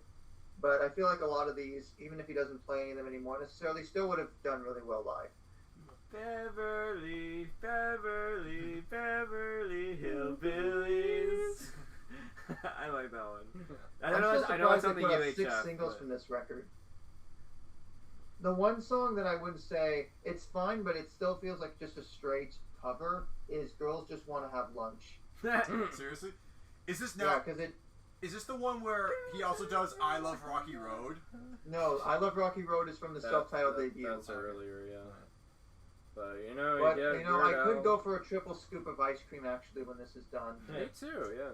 Now, can I just say this?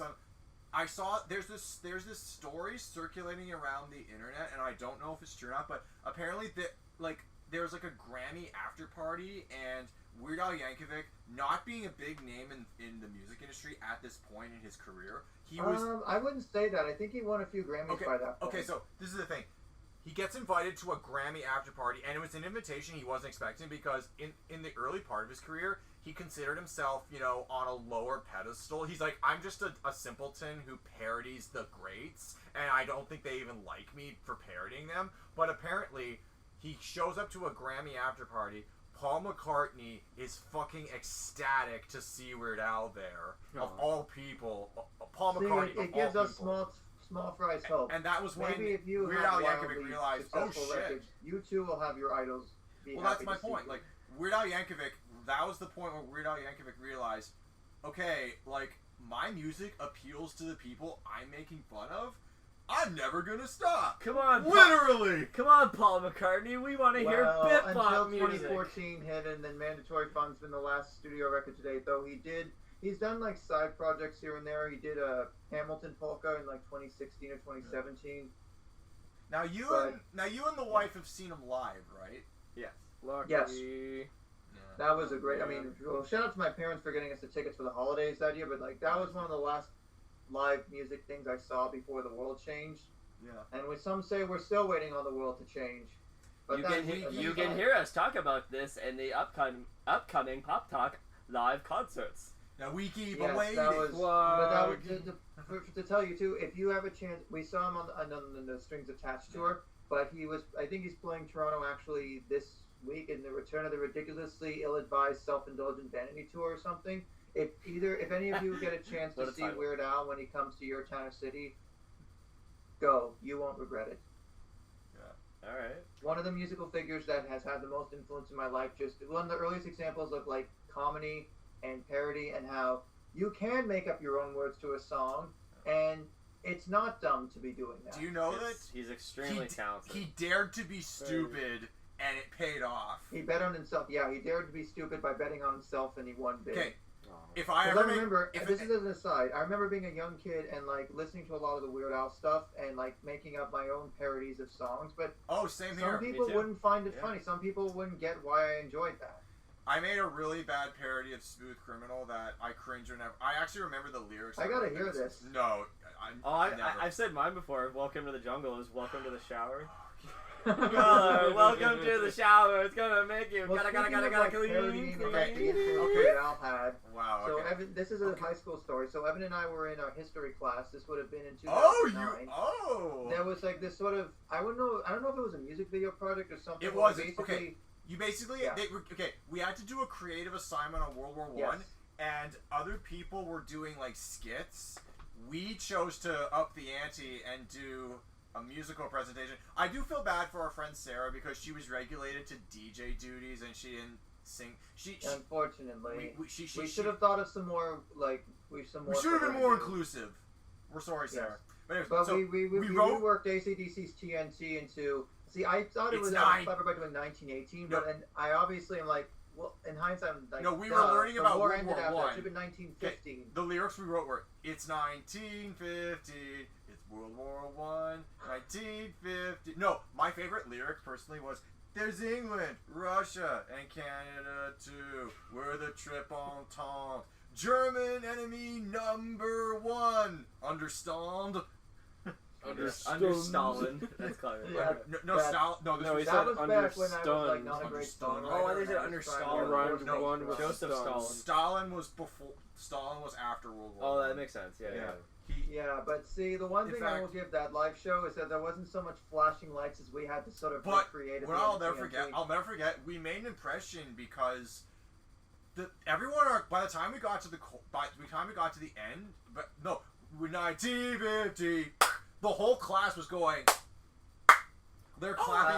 out of genuine interest or pity. Even But that's a dissection for another I time. don't know. I'd like to think the former, but I just remember Okay. it's like I the don't lights know. on and off. I don't know if I've told this story about Weird Al or parody lyrics, but Weird Al is the one. I mentioned this on the Gone Too Soon episode. Weird Al Yankovic is the reason I got into Michael Jackson because I was at my friend Luke's and Alex's house. They were playing the Fat music video, and I was Yes. laughing hysterically. But they The told me, amount "Oh, it's a parody of a Michael practical Jackson song." makeup that he had to put on for that. It's amazing the way the way he makes it work in that fat suit. It's awesome. Mm-hmm. I just love how he sometimes Weird Al will one up the artist by making either a better song. See Jurassic Park, the parody of MacArthur Park. Jurassic And especially Park with the is Japanese frightening. version. And no, do you want to hear something even crazy? That's an even deeper deep cut, if there ever was a deep cut. In the episode of Fish called Selma, which I believe you talked about in this episode, Yeah. the character that Jeff Goldblum plays is called MacArthur Parker off the song MacArthur's Park. And guess who he MacArthur plays Park. in the movie? And he plays a character in the movie Jurassic Park. And Weird Al's parody of MacArthur Park is called Jurassic Park. Kevin Bacon, run for your money. Yeah. It's a circle. With your 6 degrees bullshit. So that's like I think the deep cut to end all deep cuts. But yeah, I love how Weird Al can either one up the artist by making a better music video or making a better song. Like Jurassic Park, I think is a better song than MacArthur Park. Yeah, he's Because no one knows what the fuck MacArthur's Park is about. It's yeah, a good he's, tune. he's a weird guy. He's Yeah. weird. That Al. He's a weird guy, that Al. He's weird. I will So always appreciate how he manages to reinvent himself every 8 to 10 years. oh yeah, no, He's still going? he needs to. It was That's like people amazing. only saw him as the Michael Jackson guy in the 80s, but then Smells Like Nirvana came along, and Oh, then yeah. he was able to write a whole new wave through that decade. Yeah. And then in the early mid 2000s, he was able to do it again. And even with his last record in the mid 2010s, a lot of the song parodies are fairly topical within the year of when that record came out, like 2012, 2013. But the fact is, it's comedy for a whole new generation every time. That's why I know I'm sound like I don't typically advocate for milking something to death, but I want this guy to parody every genre of music that he is alive to see until his dying day. Like I know the guy probably needs a break, but it's like no. you made your bed, Weird Al. Now fucking lie in it and I mean, play I've it. been saying for years he should be inducted into the Rock and Roll Hall of Fame sooner No than later. kidding, yeah. He's aged. Absolutely. A lot of his stuff has aged really well because it's so fun and. I mean, light sort of like how Stan Freberg and Chuck Jones were like the parodists of the 50s and 60s. Weird Al's been that for so many generations, and you know, if the Rock and Roll Hall of Fame is opened up to allow hip hop and stuff like that to now be included, I see no reason why comedy music to a certain degree can't be included. Now, how do you feel about? Apparently, they released a trailer for the biopic. I have mixed feelings on the Weird Al Yankovic story. Why don't you you see, tell I us remember about it? back in 2011 when there was a Funny or Die short video with Mr. Pinkman as Weird Al. Oh, yeah? Yeah, that's how long ago that joke started. Wow. And it was, I guess, in development hell for over a decade, and then Roku's like, hold our IPAs. Okay. I mean, Daniel Radcliffe, I'm sure, will do a great job, and it's just, I feel that because so much time's passed, and also, it's a Funny or Die like comedy thing, basically, just as a feature-length movie. You know what? It would have worked better as a short video. Daniel Radcliffe is the last person on the face of the earth I would ever pick to be cast. I could never see playing Weird Al Yankovic. I'm sorry. Like, I'm sure he's gonna do good. He looks the part at least. He does look the part. Though. He looks the I mean, part, I think it was was it the horns? The one where he has like the goat horns or something. That was an example of like, you know, it seemed out of his element, but he did a really good job with it. Yeah. What was the name of that one where he has the goat horns or like the horns in general? There's one where he has horns. Are you talking about the music video for? No, that's not related to anything. Though. I was gonna say the music video for "Sugar We're Going Down" by Fall Out Boy, because that's all about a guy who has like elk horns. Oh, you're talking about Daniel Radcliffe? Yeah, horns. Horns. Oh, I've seen horns. I've seen horns. I thought you were talking about Weird Al Yankovic, and I'm like, okay. I've seen horns. No, because like Evan was saying, he didn't think Daniel Radcliffe looked the part, but he would still pull it off. The same way, like a film like Horns is very, you know, out of left field if all you know of him was the Harry Potter guy. Oh yeah. I mean, I'm glad that he's he hasn't fallen into the Mark Hamill thing where he's just pigeonholed as one guy throughout his whole career. He's many people. Like, that's awesome. Good for him. All right. So. Yeah, I hope more kids will continue to get into Weird Al. I mean, he's been still relevant through like other stuff. Of course, he's been in The Simpsons twice. Yeah. Twice? Yeah. Yes. When was the second? When was the second the time? The 90s show. That episode I like. I didn't even know he was in that. Yeah. Grain free. Raisin bread and applesauce. Tony Danza, he's the boss. All right. But of course, some people may not know he was a side character in My Little Pony: Friendship is Magic. I believe his name was Grilled Cheese or something. Wow. He shows There up was a in song so about much. Grilled Cheese. Okay. So, I'm almost done. I'm gonna make one final Simpsons reference to him, and I'll move on. Although we all probably know the joke, so everyone's sitting along with me. He was tired of Weird Al. Is tired of life. That's what I'm saying. I honestly, I'm not. Have you seen this 90s show, Cody? No, You're literally Cody from the 90s. Oh wait, I did. I don't remember it. Oh man. Cheese Sandwich was the name of that. Watching seasons 11 to 20 just completely evaporated. Now I from my want memory. some grilled cheese and a triple scoop of ice cream. Don't tempt me. Alright, home stretch with the album. I want to make. Okay, I want to take us home, get Evan. underneath I want 3.5 hours. I want lunch. Okay. I want this to That's be why less you than eat 3.5 before hours you long. record. Okay, guys. So, I have to start this. I'm sorry, but I have to start this on a bit of a down note because it's part of how I got into this album. So, in 2016, we got some very sad news about one of Canada's most treasured rock and roll gods was diagnosed with a terminal illness, and his end was nigh. He put on one hell of a show 6 years ago last month. It made people cry. He cried. And I remember working at HMV that summer, and the compilation of all their hits were the hits compilation album for this band was flying off the shelves, and I bought it because I had discovered them in high school, but I only listened to 2 of their songs, and I thought they were good, but nothing really compelled me to get into them, and I kind of regret that because I wish I had gotten into them sooner. Case in point, the Tragically Hip, and the album I'm going to talk about is one from the year I was born, fully, completely. Hell yeah. Yeah. Now I gotta be honest. Now we're talking. I gotta be honest. Canadian treasure. Yeah. Now I gotta be honest. Thanks to this hits compilation that I bandwagoned on in 2016, I have heard most of the album, but only until recently have I actually heard it in its entirety. So Wait. So have you heard the year favorites? yes, Greatest- your favorites is the. This is what I go off of, but I know I should be listening to their actual albums. Yeah. But this is my gateway into the hip. Oh, I think I'd argue fully completely is where any new hip band should start. That's why. And then yeah. No, but this Yeah, is I the agree thing. around. Like, The past 2 years, I think it's probably just my age, but like I've gotten to that point that like the hip is fantastic. yeah, though they are. Like, And like, but this is the thing. I have heard. I've heard, thanks to your favorites, most of that album is actually off of your favorites. So yep. in order, like I've heard Courage. The song that got me into this band was. Courage. My world Gun- didn't come. It doesn't matter.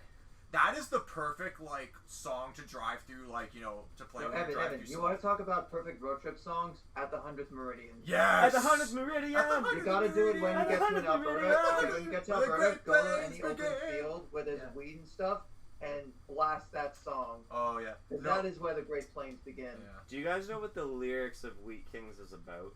Can you please? Not about like, Kings of interpret- Grain, I assume. What's Do- it do you about? know What's it? No, I don't. A man who went to prison for a crime he did not commit. I forget the man's name though. What was the crime and that he was accused It's like no one's interested in something you didn't do. That's all. That's what the whole song is about. I'm just forgetting the man's name. I'm sorry. I'm a little fuzzy on the details. But here's the thing. That is probably the most Canadian rock song ever. Like, cause like the lyrics like just say there is a Canadian feel to it. Like even breaking story on the CBC and they're all the. Sorry if I'm butchering the lyrics, but. And the walls are lined with pictures of our parents, prime ministers. Yep. Gord was always such a storyteller. Oh hell yeah. Ivan, have you watched the documentary? Long Train Running? Long Long time running. No, yes. I haven't. Long Time Running. Long Long Time Train Running. Run's the Doobie Brothers, sorry. Yeah.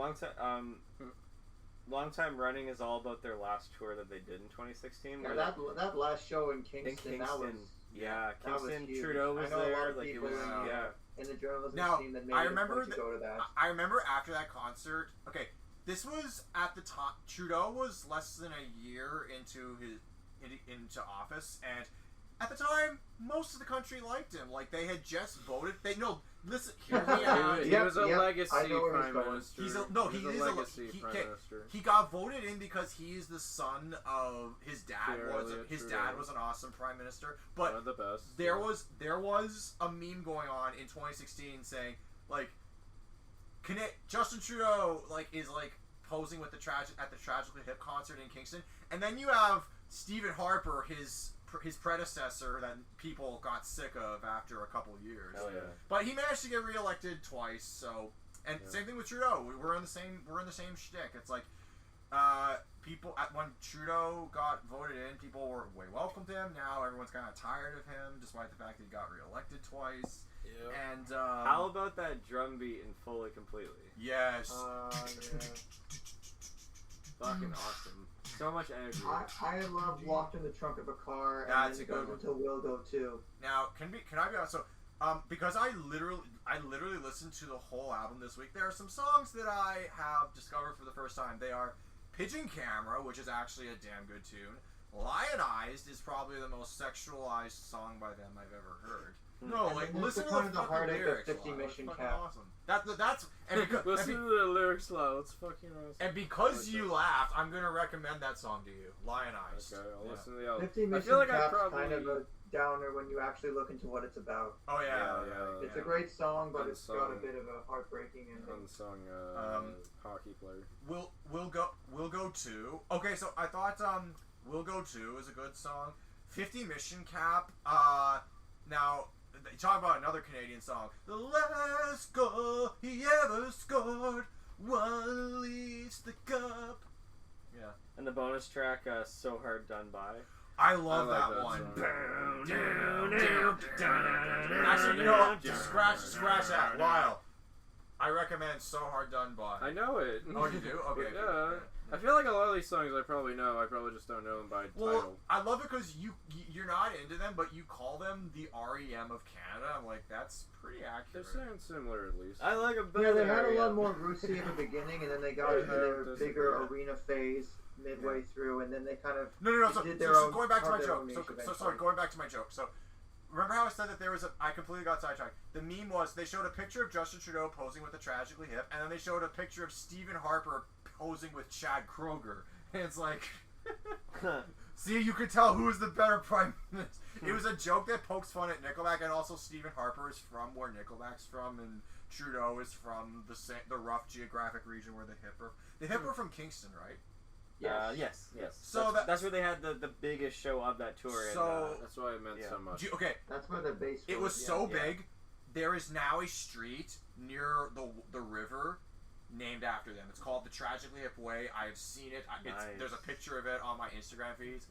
And him after the show and everyone's cheering, Gordy just stayed there on stage and just tried to like make eye contact with With like almost as many everybody. He just soaking it Yeah, all that's what's lot, really like- nice. Like, the fact that even if you were in the very back of that arena, you know, the fact that someone that notable is taking the time to try and connect with each and every person. I've seen. Yeah. Okay, I've seen the clip from when he's singing Grace 2 and he just breaks down crying like that. Well, no, because like yeah. because of his That's a beautiful illness, song. because It's of hard his to illness, rewatch that because you yeah. know that he already knows what he's looking at. Yeah, because of But his it's illness, it was hard for him to like remember a lot of the lyrics. So like the crowd really helped him out with it. yeah. Unfortunately, I have personal experience with glioblastoma, so I can unfortunately vouch that it's the worst kind of brain cancer. Well, any kind of cancer is the worst kind of cancer, but brain cancer especially. Are you talking like family member or? Yeah, unfortunately. Okay. Sorry. Yeah, well, my nana's fought it, and she's fortunately. Unfortunately, much like a lot of other artists, it did take Gord's passing in 2017 to really have the Hip get a lot of reappraisal outside of North America. But this is the thing. Here's the thing. It was people. I knew who the Tragically Hip was.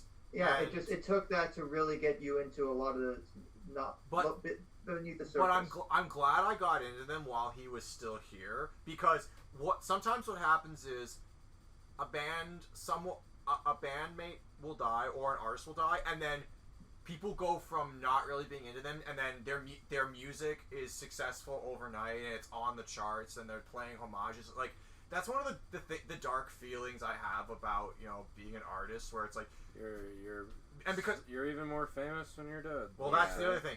When I didn't work, when I worked at HMV the bulk of my HMV career was in 2016, and that was a particularly brutal year for celebrity deaths. So I just remember David Bowie and Alan Rickman gone in the Prince. within a week of each other, and David Bowie stuff is flying off the shelves. Alan Rickman movies are flying off the shelves. It's like, and I remember Prince a few months later. Oh, Prince.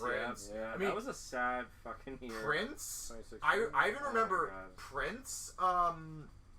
Prince had not one but 2 new albums come out that year, and they were flying off the shelves too. And it's like they came out right before his death, and then they were selling out like crazy. When I worked at the Sunrise in 2017, that period of time where it was Chris Cornell, and then just after my time, God. Chester Bennington. A couple Chester, months yeah. later, I can imagine all of that was stuff rough. flying off the shelf. Yeah. Yeah, it's funny, going back to WAVVES, when I saw them live, they ended the show and they immediately played Black Hole Sun as they walked off the stage to commemorate him. No one sings like you anymore, Cornell. No. And But yeah, I think here's a nice happier fact. So Yeah. it was produced by Chris Sangarides, who also has been known for producing a lot of Judas Priest's best work, and also has produced, until his passing in 2018, he produced almost every record by the Japanese metal band Anthem, which is a group I definitely recommend you guys should get into. And maybe I'll cover one of their records again someday, or not again. I'll cover one of their records someday, maybe. I think I have one more in me. Yeah, I was gonna say, like, I'm Yeah. kind of at the One, end of my rope. not that I'm getting like scraping the bottom of the barrel, but it's starting to get to the point where it's like oh, I like this album, and there's a lot of really good true. songs At a off certain it. point, I like, guess it's you my covered all the favorite. essentials. I actually have a twist. Yeah, we got all the best ones out of the way first. I think we got too excited. I think if we're gonna do another album, I think we should shake I have things. one more. If we shake things up, if we do another albums episode, I want to shake things up by doing this. Let's our 5 picks have to be stuff that was recommended to us, like by one of us. Nah, that's Why? So we're gonna talk about an album we already talked about? No. It can't be an album that you've heard before. Feels like or that's rehashing been content discussed. if we just talk about another one someone else talked Evan, just about. so I get this straight, if I recommend, let's say I recommended you Pop Food by Jack Stauber, you're gonna talk about it in the next podcast? No. I wouldn't talk about that because you already talked about it. Oh yeah, that's what I'm saying. So we it just, who says it has to be 5? What if we just take as many albums as we can, we recommend them to each other, and then So it's going to be a 24-hour live stream. No. Hey, I got at least 5 albums in me after this enough. album, so I'll think of Here's a bit of an aside, because obviously, so in terms of Gord's solo stuff, I remember when Secret Path came out, and that was very well received, for good reason. But then there was Introduce Yourself, which was his first posthumous record. Then there was another posthumous record a few years later. And then in 2021, they put out the Saskadelphia EP, which was a bunch of unreleased tracks from Road Apple. So I'm just trying to think, like, in terms of, is the posthumous stuff, like, only... It's hard to say, because it's like some artists have a lot more in the vaults, but, like, is it necessary to have it all out, or is it more the estate decision? Now, here's the thing, though, about the Tragically Hip, just to play this out. Something I heard, someone said something about them that I actually really took to heart, and I actually used it as a sales tactic while I was working at H&B. Someone said, the Hip never got big outside of Canada. Like, they never got big in the States. Compare that to Bryan Adams and Nickelback. I mean, Dan Aykroyd tried when they played SNL in '95. He tried. If you look at Canadian artists like Justin Bieber and Nickelback, like, they have worldwide. They have worldwide fan bases. Nearly worldwide. But it's also like Canadian artists have to go to the States to really go anywhere, because in Canada it feels a lot like you're only as popular as, you know, the underground credibility makes you out to be. Yeah.